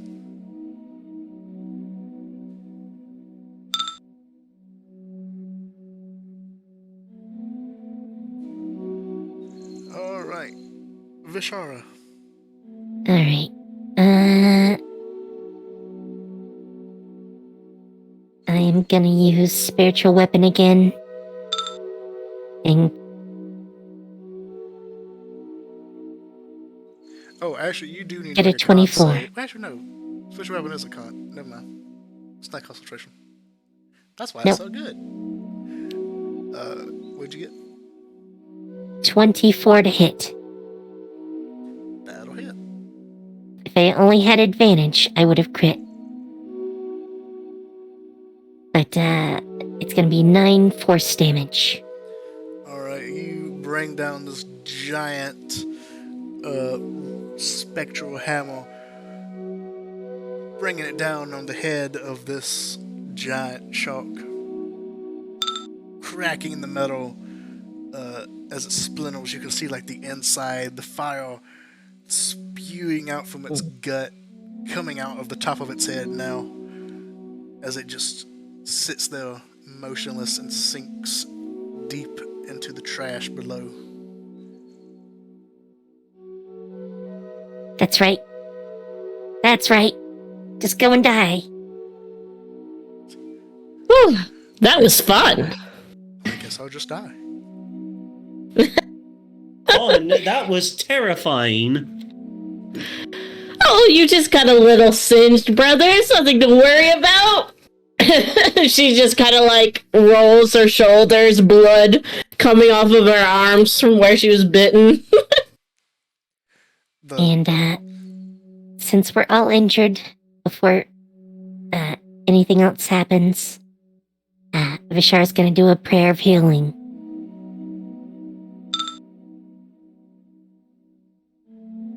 Each of us gets 14 HP. Yay.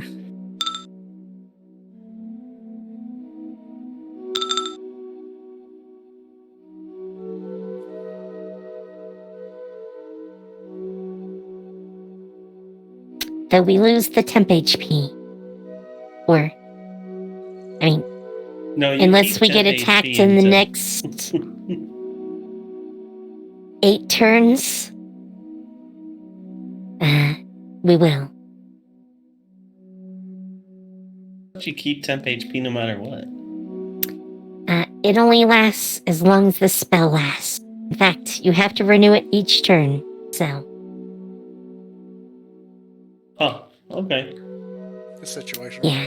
Depending on the ability. Yeah, it's a very good shield to help out when you get a lot of AoE. And I probably should have popped it a little bit earlier. But I get one a day, so... Well spent. And as you all taking your time to breathe and recoup from being singed and bit by a giant mechanical shark, you hear a soldier yelling from within the helm. Come quickly! The captain is injured. Oh no. Didn't get injured. Probably when the fire, was launched across the deck. One never knows.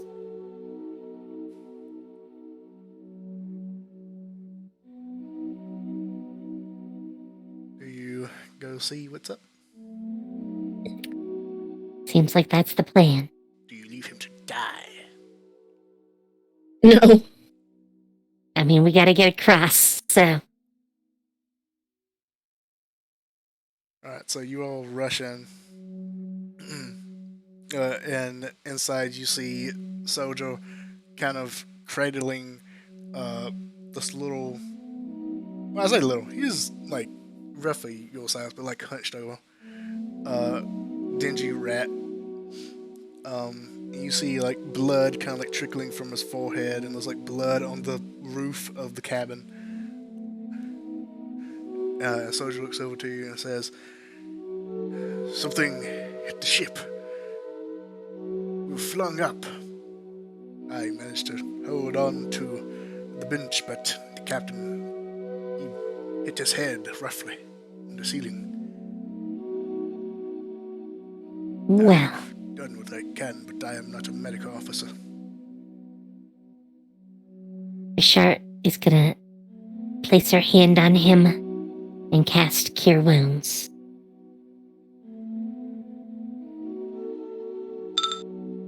Alright, what does it look like when you cast Cure Wounds on Quint? She says, "Oh my goddess, please heal this rat and bring him back to health." And her hand will glow where it touches him.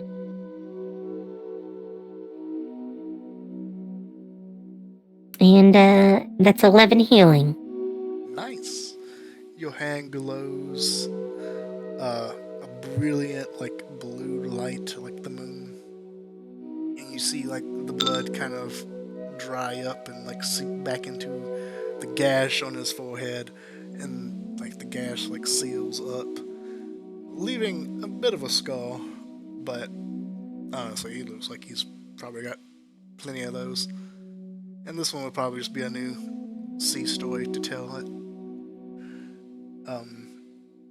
And you kind of like see like the dull look in his eyes kind of like brighten as his squint kind of opens.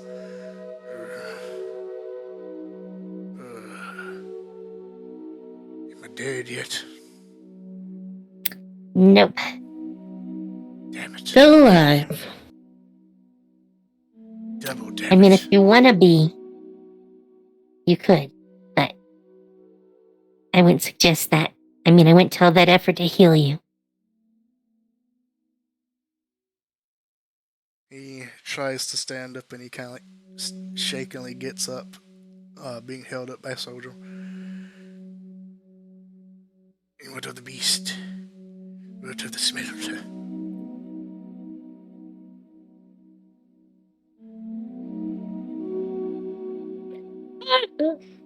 He's dead. Excuse me? We killed him. Smacked him hard. Tore him apart. Little bits went everywhere.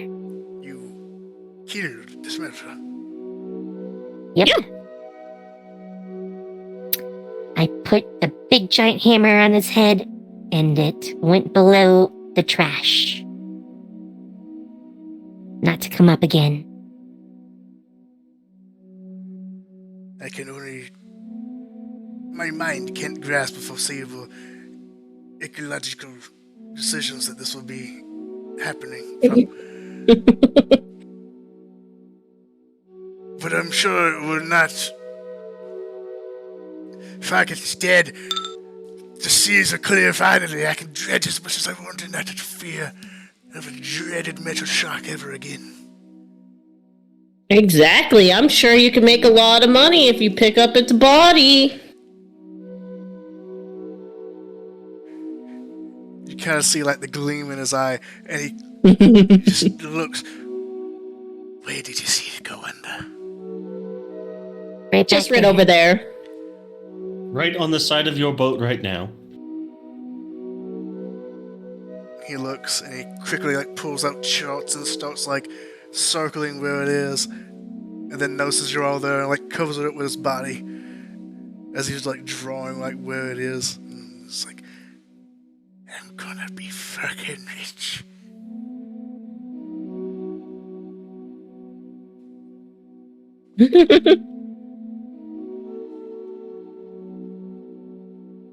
And he like folds up the charter and like stows it away behind like a little metal panel. Alright, that should be my life savings coming up. Hey, I need a drink. Oh, Anyone be want a sure to drink? spread the word about who killed the smelter.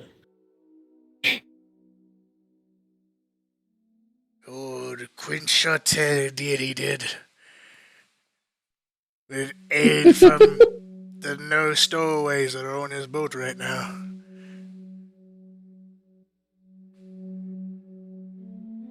I need a drink. And he like reaches up and like opens up a little cabinet and pulls out this little tiny like bottle.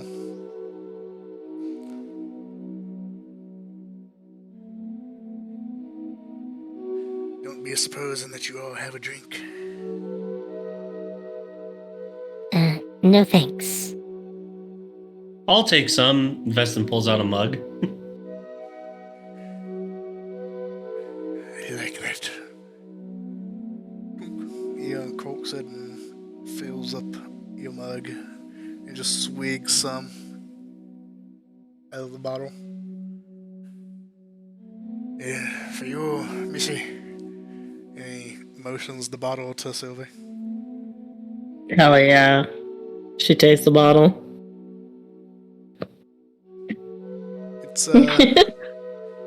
It's it's a strong, like, it tastes like whiskey. It's like a strong whiskey. Smoky. Tastes like water to Veston. Tastes like a strong whiskey to me? Hell yeah. I'd take a big swig of that one. Then hand it back. He takes another swig and motions it to Vishal. You sure you don't want a swig, lassie?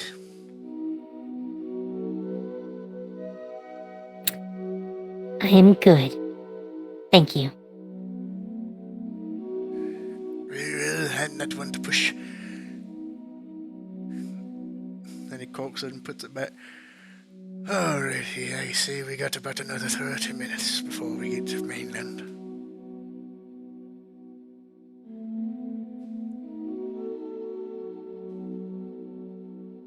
Well, hopefully it'll be much more calm now.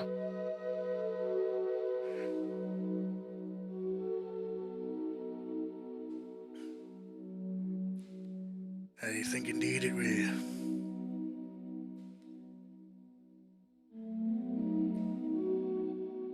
Alright, what do you all do for 30 minutes?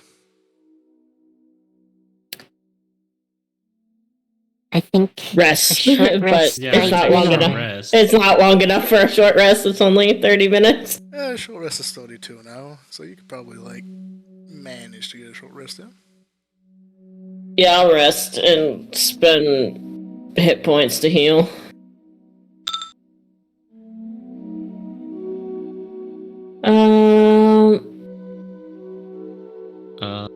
hit dice? A D6? I don't know what mine are. What Yours am I- is D12.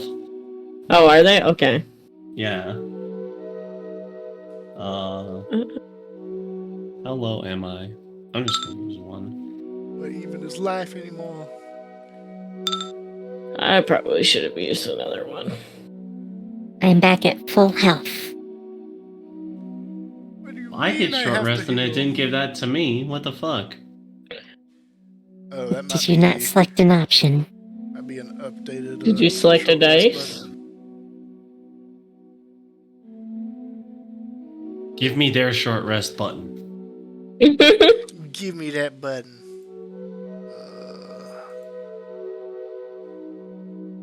I would if I could see it.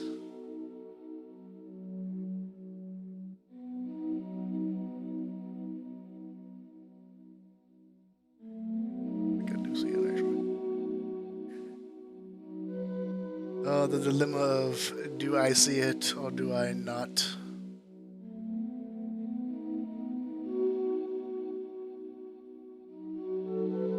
Alright, so you all rest up during this 30 minutes. I mean, I was gonna take 2d6. It's fine. Okay, I'm at full HP. You can still do it if you want. Yeah, the short rest isn't over. You all still Yeah, have well, your- it didn't roll dice for me, so I just rolled dice. Okay. Yeah, that old short rest button does it.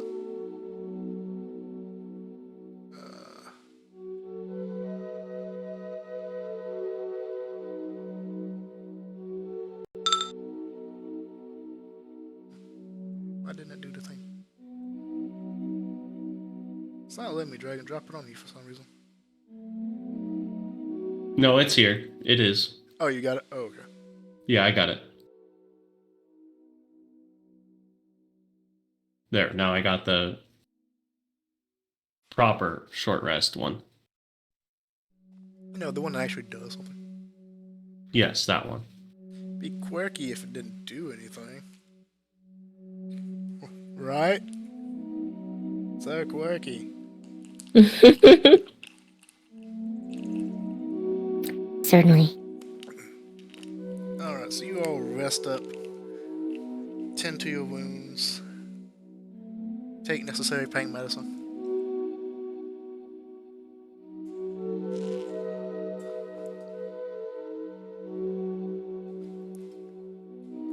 And So, some bark from some trees. repair what damage was done to the boat. Oh, this Quentin does.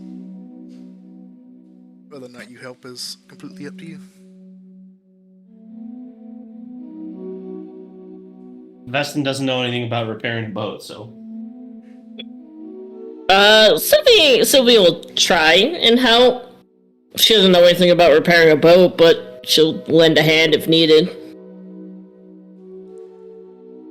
Oh, actually, that short rest gets me my channel divinity back. Let's go. Ha. I didn't realize.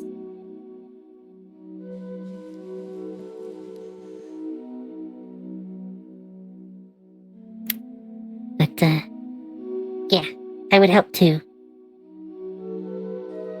I mean, I want to get there, after all. Alright, so two of you help.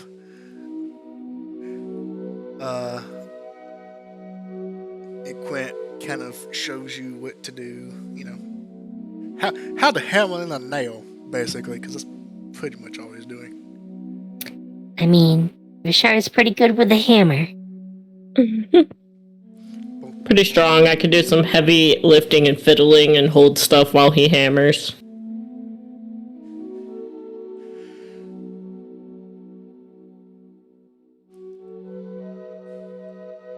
And off in the horizon, Veston, you see this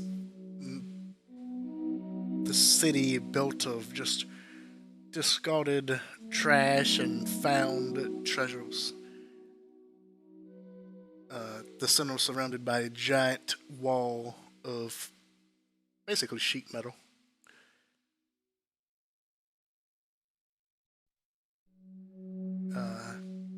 He gives a whistle.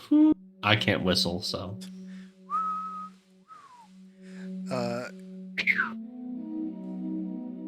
You see like various other little boats kind of made dock off in the distance.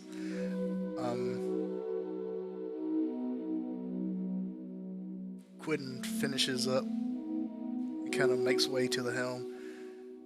Alright, we're coming into port. I suggest you best make yourselves look as rat-like as possible.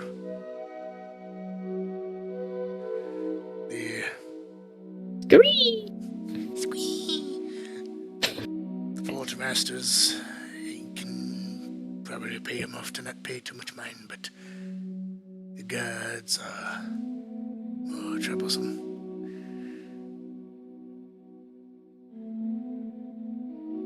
Well, we will just not do anything to get the guards' attention. Low profile.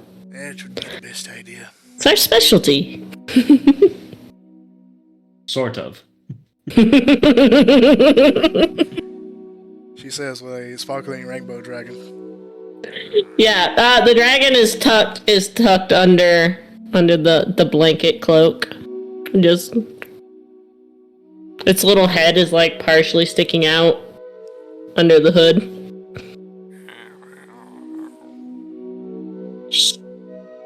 We gotta be quiet. I will give you a good treat if you're quiet.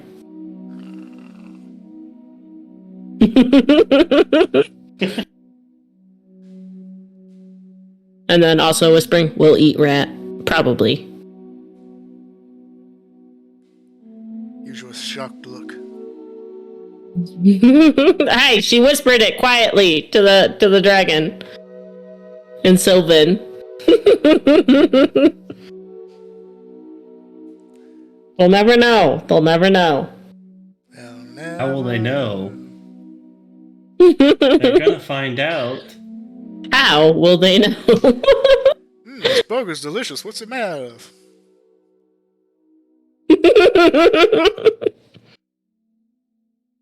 Don't worry about it. I'm afraid if I told you, you wouldn't eat it. It's better to not know.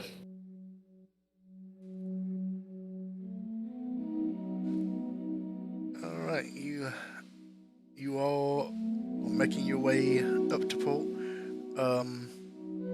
Soldier kind of comes out now, and you see he like has his hat, like he's like taking off his hat, and his head is just like this flat wooden like black painted block, like stiff hair, and he's like basically got this this coat over him, and the face is like kind of like formed into like the face of like a little rat that he's kind of like wearing as like a cap.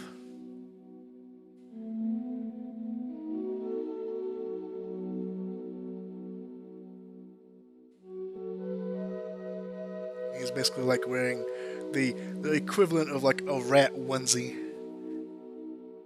Oh my god.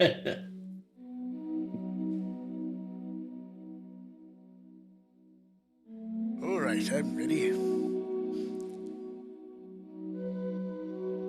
Just to get your disguises. Prepare to disembark.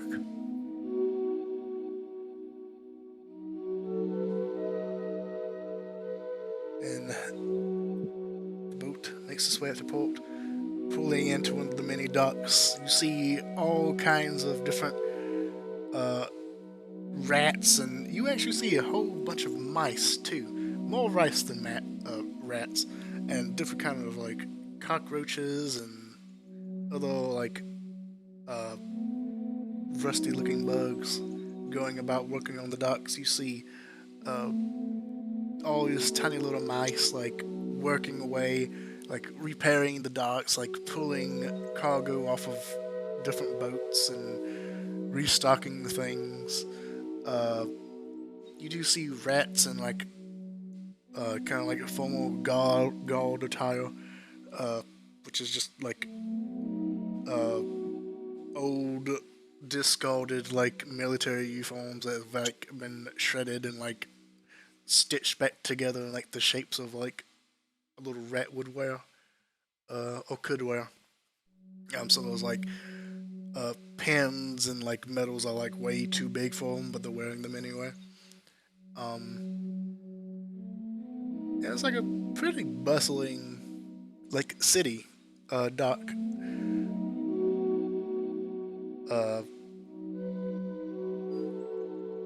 And just outside of the dock is a series of markets and stalls are like covered by like these covered by like these little foam tunnels.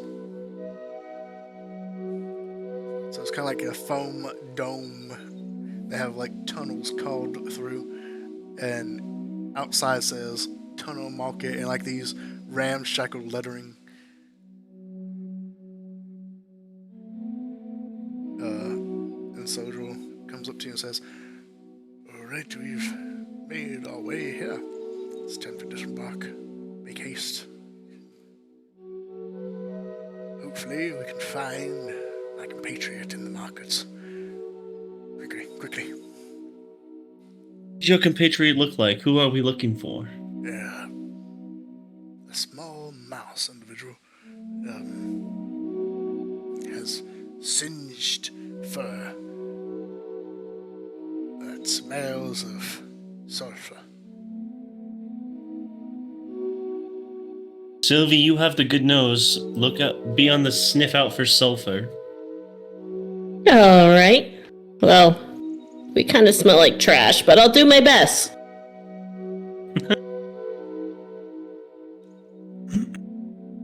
What color of fur does he have, even though it is singed? Bit of a brown with grey streaks. Brown with gray streaks, alright.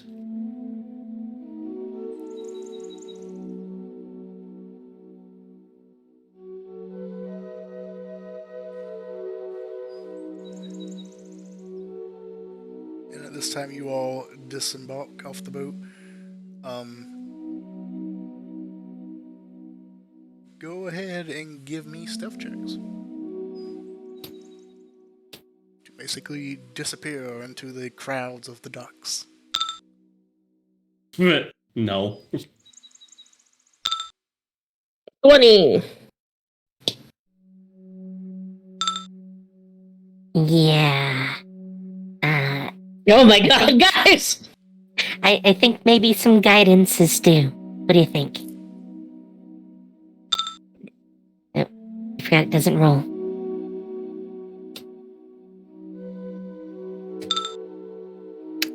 Well, that's a little bit better. Alright, so what did everybody get? 6. 13. 20. Alright. So you all, in your various disguises, try to like blend in. Some of you better than others. Sylvie, this whole kind of it's I feel like out of the three of you, Sylvie is probably the most Like a rat. is the most animalistic and probably fits in the best. Just naturally. She is Don't a be beast. suspicious. Don't be suspicious. I've got my Don't little be suspicious. little Don't be suspicious. little rat hunch, and I'm just like, as I scurry along.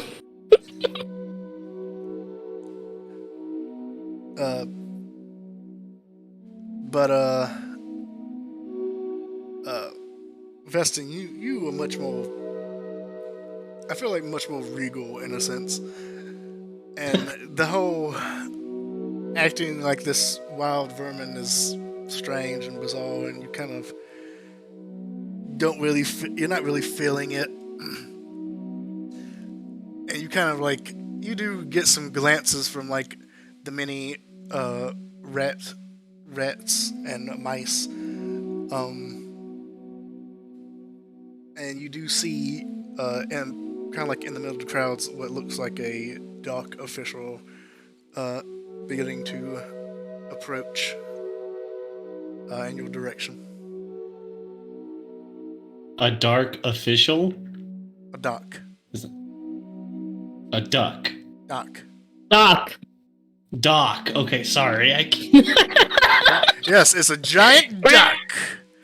It's a wank official. That's Subaru. Vestin tries not to make eye contact and everything. Alright, you try not to make eye contact, but you do notice that he seems to be coming in your direction. Approaching your direction. Can I, if I see this, like, kind of like grab him and like assist and try to get further lost in the crowd and blend again? Yeah, absolutely. You could definitely like try and like lose them in the crowds. Go ahead and give me another series of stealth checks. Okay. Do they Let's- do they get advantage or no? For me helping? Yes.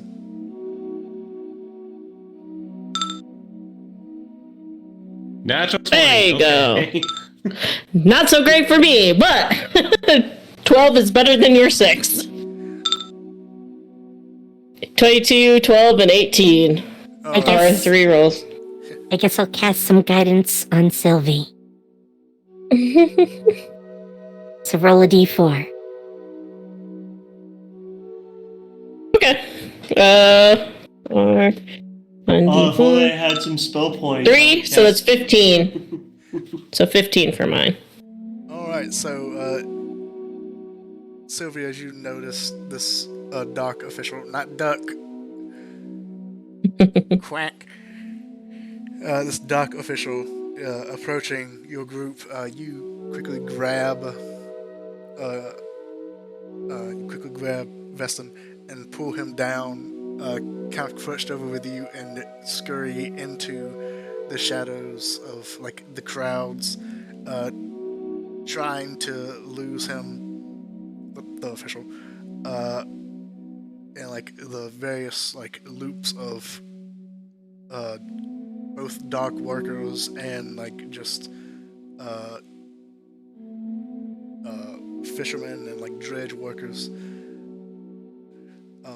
And you seem pretty successful as you kind of scurry off, and you see like this official kind of like just being cut off by like a group of workers, and just kind of gives up following you down.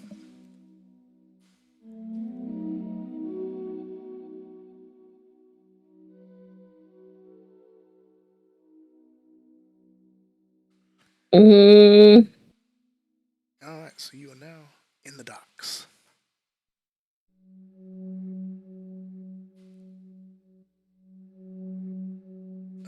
Being led into this foam, like this foam domed market that is named Tunnel Market by Sojo in his rat onesie.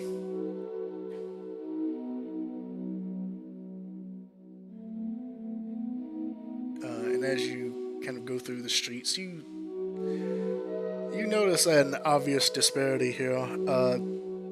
It's strange, and what many of you probably didn't expect was the amount of mice that live on this isle. The number of mice to rats is probably 10 to 1 where you currently are, from what you can see. And the mice look not well off. You see like panhandlers on the sides of like street corners. You see like little orphaned rat children kind of just scurrying around, snagging what they can from stalls and like running away from when they get caught.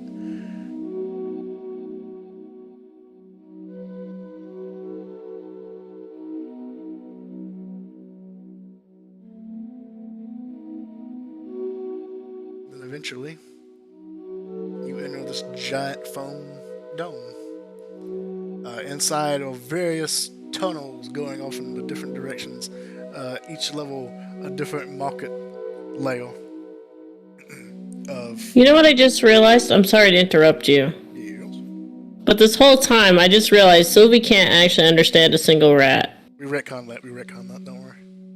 We did? Okay. Yeah, we did. Okay. I just dawned on me and I was like, wait. Yeah, we retconned that because I didn't feel like... It just didn't feel fun for like one or two of you to not like be able to understand. The only translator. Yeah. Yeah. So you still... What did he say? Telephone. What did he say? Tell him I hate him. Yeah, so you still have that one droplet of honey. Honeydew. Yeah, honeydew. Language dew. Okay. And you all can understand rat.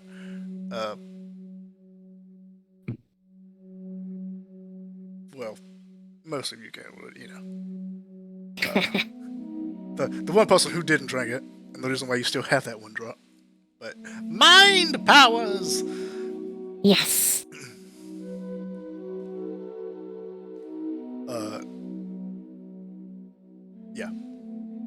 Yeah, we retconned that, like right after the session.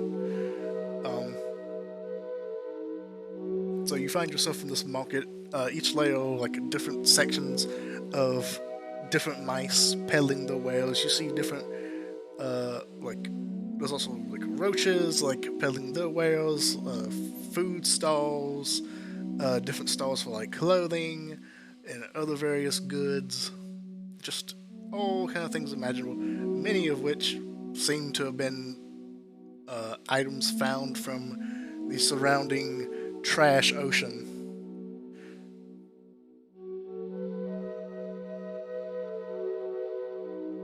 The pungent smell of like musk and like cheese kind of fills the air of like old food and like repurposed items. Is there anything actually good here? Make a perception check.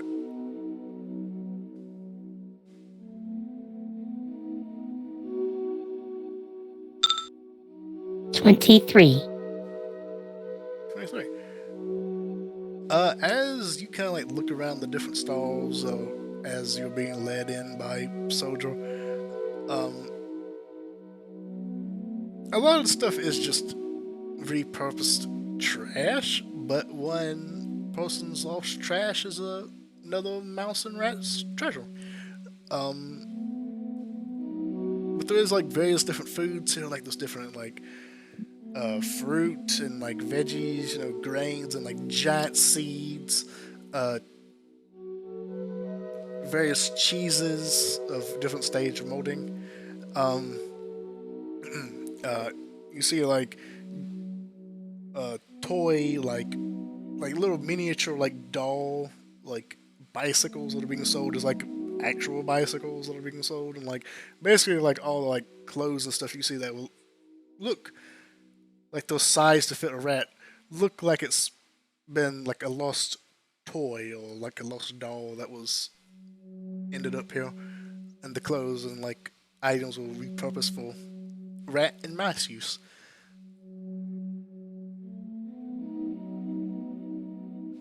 Okay. None of that super sounds interesting, so.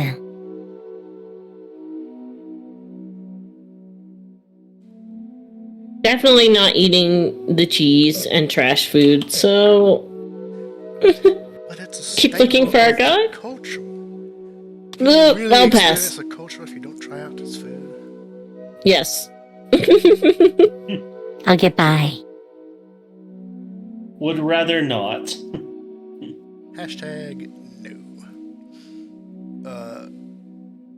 And you do notice, like, as you're kind of like going around, there are like several like guards, kind of posted up and like patrolling, several rat guards, kind of keeping the peace.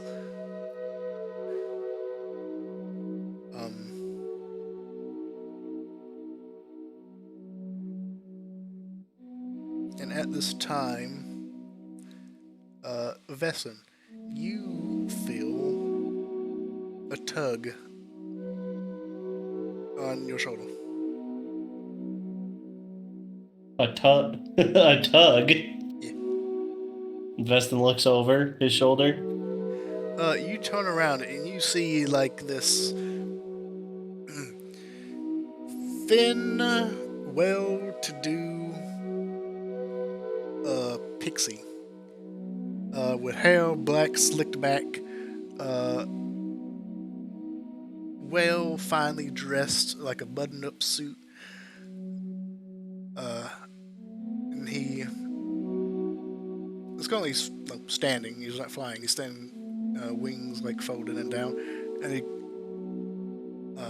greets you. Oh, welcome. May I introduce myself? My name is... Damn it. Hit my notes. My name is Dammit. Nice to meet you. My name is Dammit.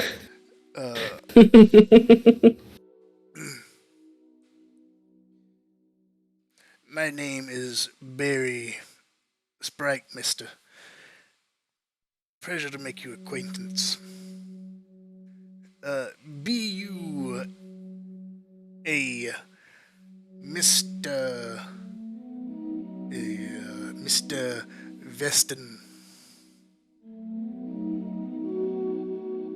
Veston stops and he kind of fully turns around now and he goes, I am? How do you know my name? Yeah. It is my business to know. Were you under the employment of one Mr. Harry Thompson? Harry A. Thompson? No. Veston shakes his head. No. I've never been under the employment of a Harry Thompson. Would you like to roll me a deception check? It's not really deception because it wasn't Harry Thompson, it was Hubert Blossom. I'll roll it anyway, though. God damn it, you're right, but it wasn't Blossom, it was Thompson, but it was Hubert.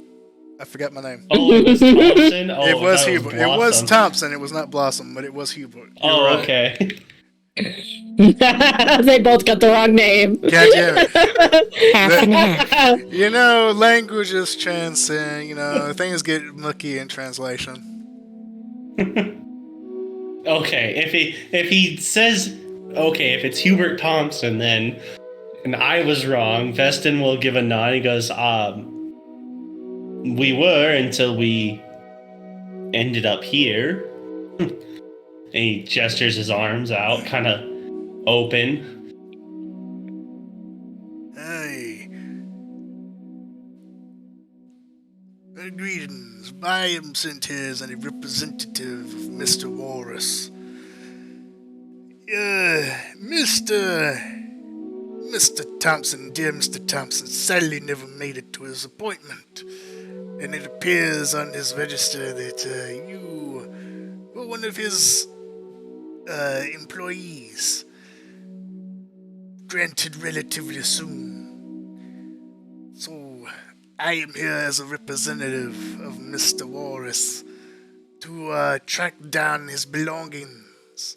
And if you know where said belongings is, to offer you a, what's the word? Reward? payment for said doings, for finished business, and a guide to said establishment.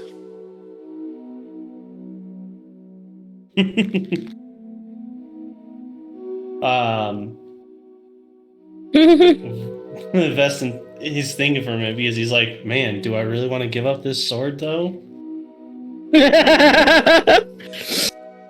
But the sword's cool. It is cool.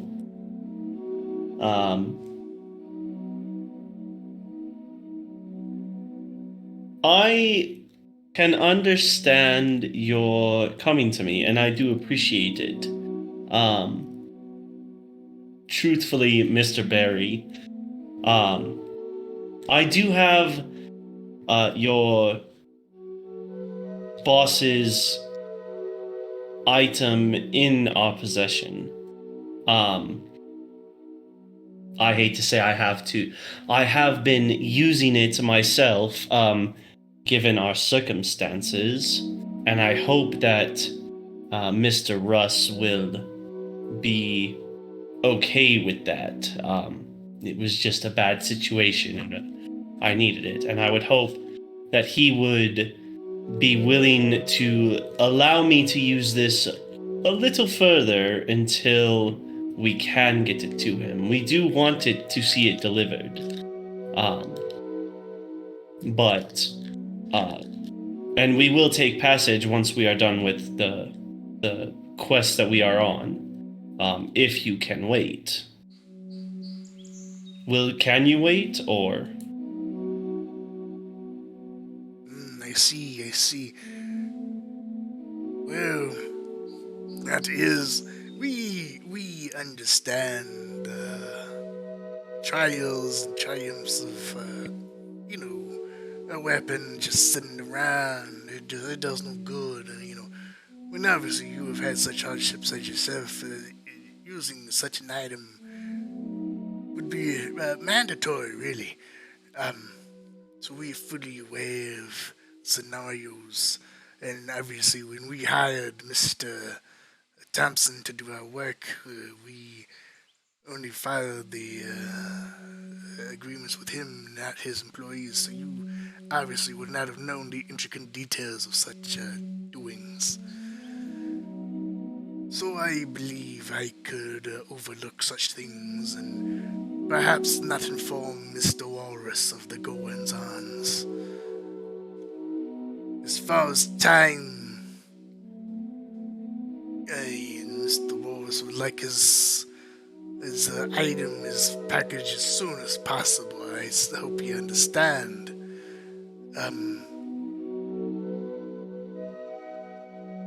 I have a little wiggle room of when to be there. If you could make it within 2 or 3 cycles, it would be best.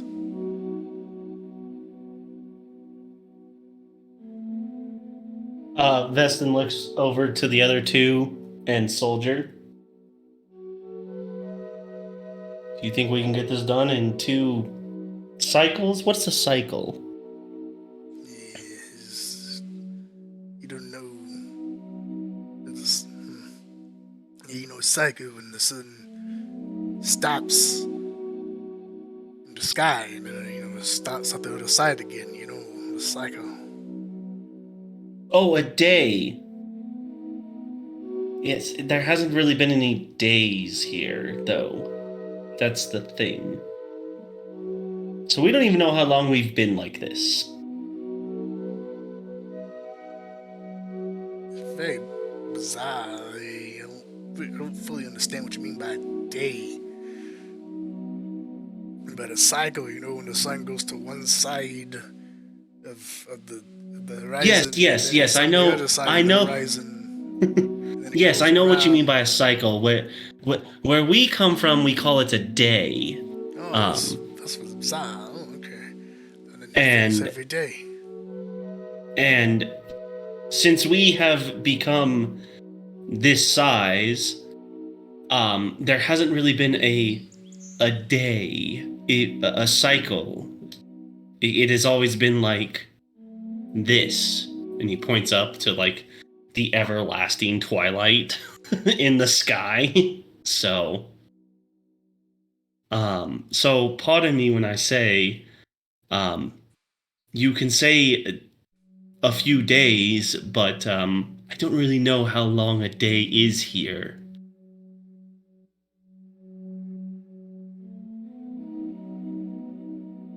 Really, make a persuasion check.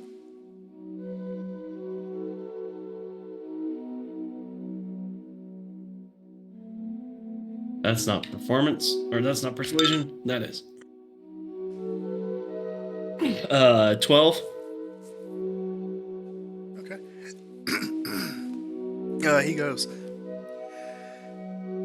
hey, I can only do so much, really. I'm really pushing as far as I can, you know. But, if you... And he kind of turns around and, like, points up... Yeah, inside. He kind of turns around and, like, makes, like, a flat surface with his hand and, like, puts his hand to one side. And, like...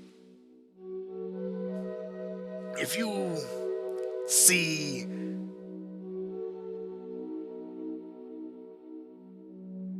If you see the ball in the sky, the sun, move at all,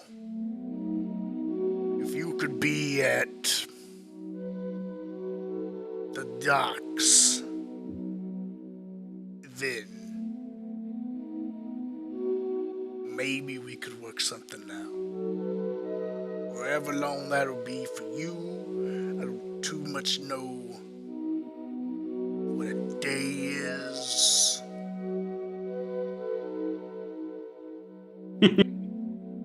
Be at the docks when we see the sun move, when the sun gets dark. Yeah, well, no, not dark, because it's always the same way.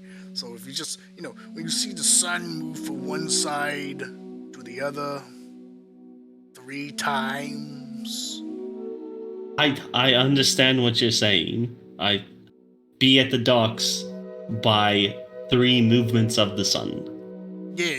See, you're getting it. You're getting your cycles, yeah. I understand. Hey, do you? Do you, sister? Have I been listening to this conversation? Have you? Yeah, has anybody... Am I just sitting here talking to somebody? And everybody else is gone? Maybe. Depends on how obvious you being stopped and chatted to us. I assumed it was a kind of one-on-one conversation. It's literally just like when you're with a group of friends and then someone stops you to say you something, and your friends just keep moving on without you. Yeah. Okay, so I'm alone right now. Yeah. Apparently. We're looking for Just a rat. take notice. It's Vegas all over again. Yeah, it is. Don't remind me. Oh my god. But yeah, Mr. Barry, we can be at the docks within 3 cycles. I'm sure. I hope our current quest should not take us that long. Lovely, love to hear it. In that case, I hope you have a wonderful day with your business that you're doing here. I will see you in 3 cycles at the docks.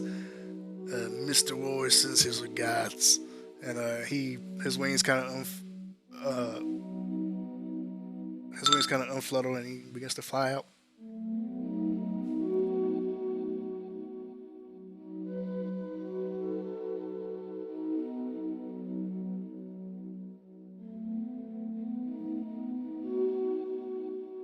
And then you turn around and you realize that you are alone.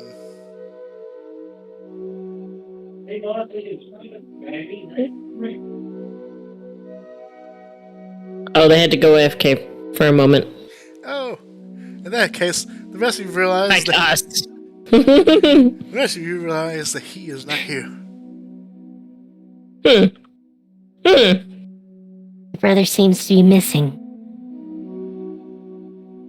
He should be fine. I think. One would hope.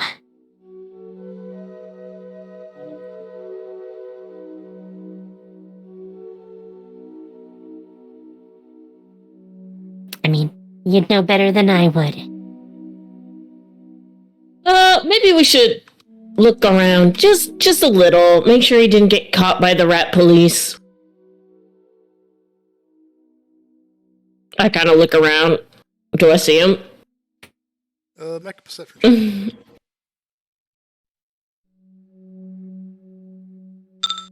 14. You look around. I'll say he's kind of obvious. Being the only rat that's not exactly rat-like. You're also mostly surrounded by mice, so you all kind of do stand up taller than most of the mice people here. Okay. So he kind of stands out. You all kind of stand out more than what you kind of expected.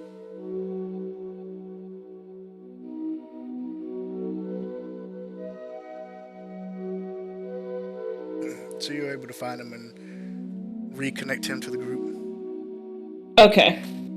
We'll pull them back in, and then when they're back, I'll interrogate what they were doing. Assimilated.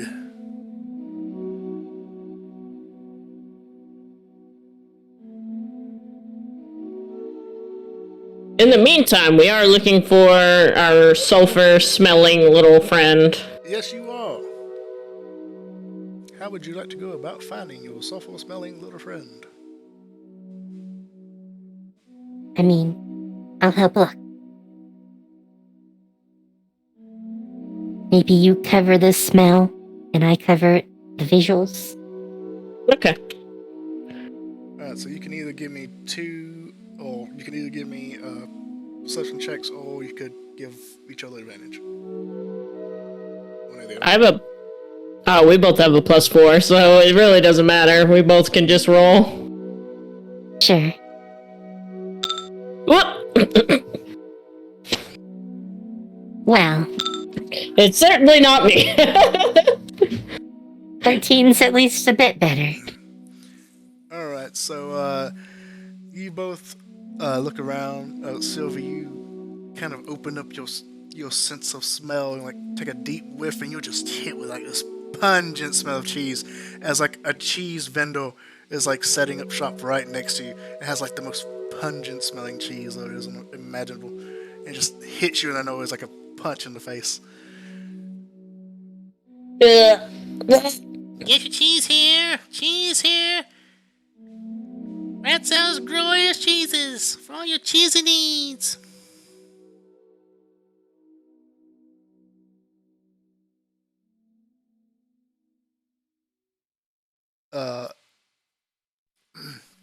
But Vishal, you kind of look around, and you do see one rat kind of skulking. I say rat. One mouse kind of skulking in the shadows. And they have like a hood over their face, but like at the corner of the face that you can see is like a big like scorch mark. She'll tug on Sylvie's sleeve, and then say in her head, "Is that it over there?" I take a look and kind of like do like a pass by sniffer. Is it that? You do get a whiff of sulfur, yes.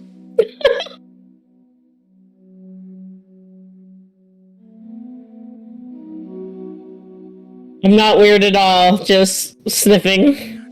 I just imagine you like walking by and like just toning your entire body to then going, and then just casually going back to walking past.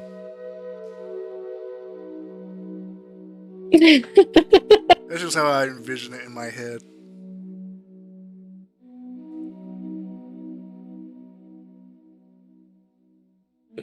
Just a light little sniff. Just a little. Just a little. Alright, so, you find this individual, and the soldier kind of goes, "Ah, yes, that is him. Come. And kind of motions you all, and your group kind of goes over to this individual kind of skulking in the shadows. And as you approach, he kind of goes, Got eggs for sale. Eggs for sale. Rotten eggs for sale. What? Why rotten? It's because they have a nice fragrance. Only here. Only here. and soldier leans in and goes, "Ah, yes, we'll take a dozen rotten eggs with a side of tea." And A dozen. a dozen. And the mouse kind of opens the jacket and like pulls out like it's basically like a fake watch salesman, but it's with eggs, and like hands out like a dozen eggs to a soldier, and then closes the coat and goes, "All right, follow me," and like ducks into the shadows. And soldier follows. Come. Follow along. Of course. Follow. Yeah, following all that. Yeah, all that thing was you were saying that I didn't hear. You're just doing all that. Yeah, we dragged you with us. After your conversation. Okay. As we're walking, though, I'm just gonna be like, "What the fuck were you doing?" That was, his name is Mr. Barry. He is a worker for, you know where the sword was, the sword I have is going? He was a worker for that man. And he What? wants his sword. He was a worker for that man, and you didn't. Why is he small and here? I don't know. I tried telling him, like, this is not normal, and he didn't understand. He didn't understand the concept of a day, sister. Well, that's something. But he knew where to find us. Find you, specifically, and be small. He was a pixie. Pixies are already small. Okay, that would have been nice to mention. Of course it had to be the Fae. Yes, and his boss, Mr. Walrus,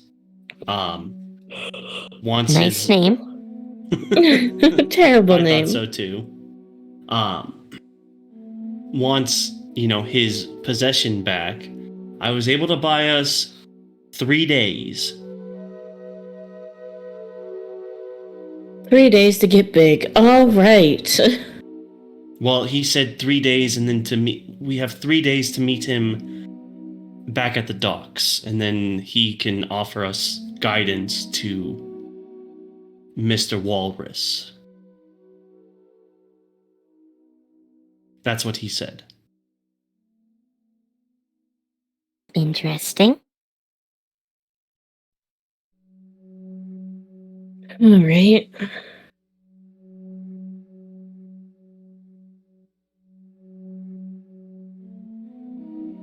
So let's carry on. We have 3 days to figure this out. Or we only have to survive for 3 days, and hopefully we can get big again after that. Hopefully.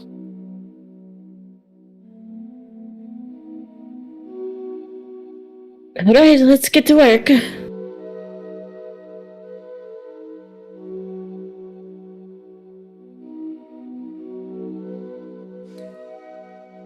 as you're having this conversation, you are all going, like, ducking between different alleyways, following this strange, soulful egg-selling mouse. and he takes you to like what looks like some sort of warehouse. Towards the back, and then he looks at you all. He's like, "All right, what I'm going to show you can never be spoken about again. Got it? Sure. Nothing leaves this room." Understood. Got it. And he opens it, the warehouse, and it motions for you all to enter. And as he's like keeping a lookout at the door.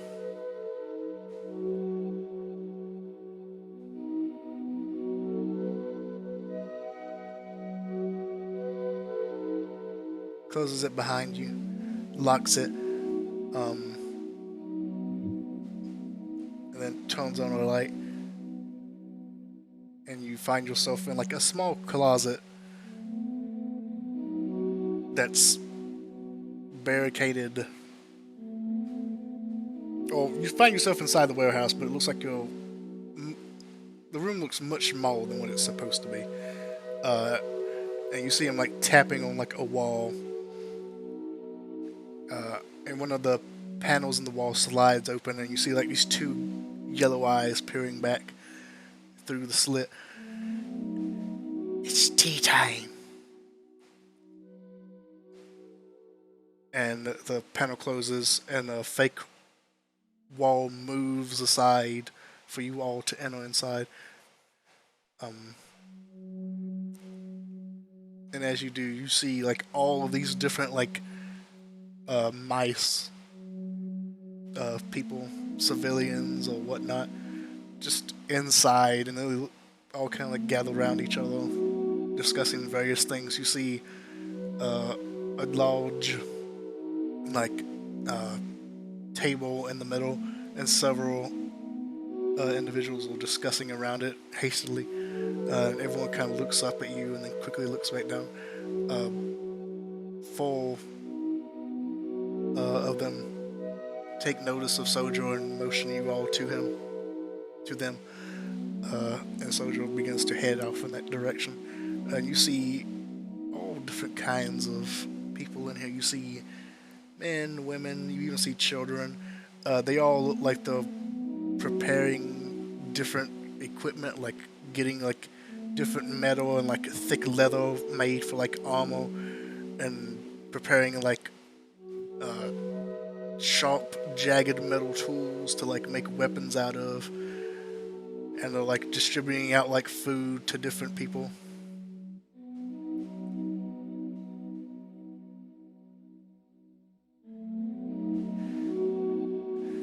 And that, I think, is where I'm going to call it for today. As you have found Revolution. Yes, Revolution. Revolution. Is that where we were going to? Viva la revolution. Viva la Revolution! Does one say that in mouse? Squeak, squeak, squeak, squeak, squeak. Revolution. Congratulations, you all leveled up. Oh, hey. Woo! Who would have thought all you needed to do was face off against a giant shark? Yeah, right? Yep, so you all gained a level. Congratulations. And we will pick up Great. here next time with you all meeting the Resistance. All right. That's what I meant to say. I didn't mean to say Revolution, I meant to say Resistance. Where's a hard? And I can finally go back to resting my back. Yay. They are Yeah, very go get some rest. Yep, rest up, ship. Never! Yes. Revolution never rests. Oh, our proficiency bonus goes up. Yeah. Lots of increases. Yep.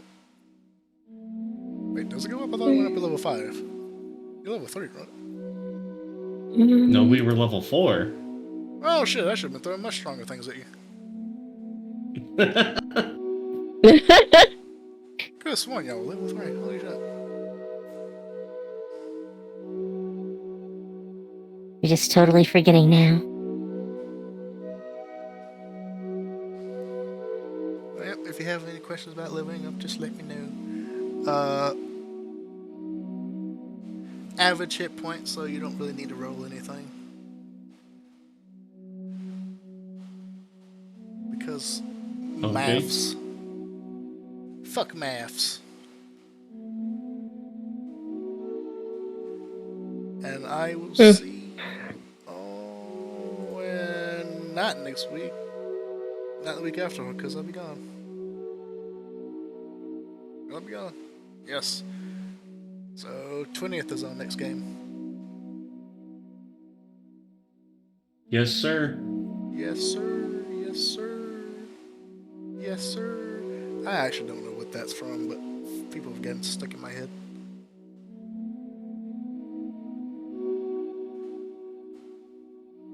Alright, yeah. I hope you enjoyed. I will see you all next time. Goodbye. Farewell. Yeah. Thanks for playing. Have fun. I hope you are excited for Later. Viva la Revolution. Y'all.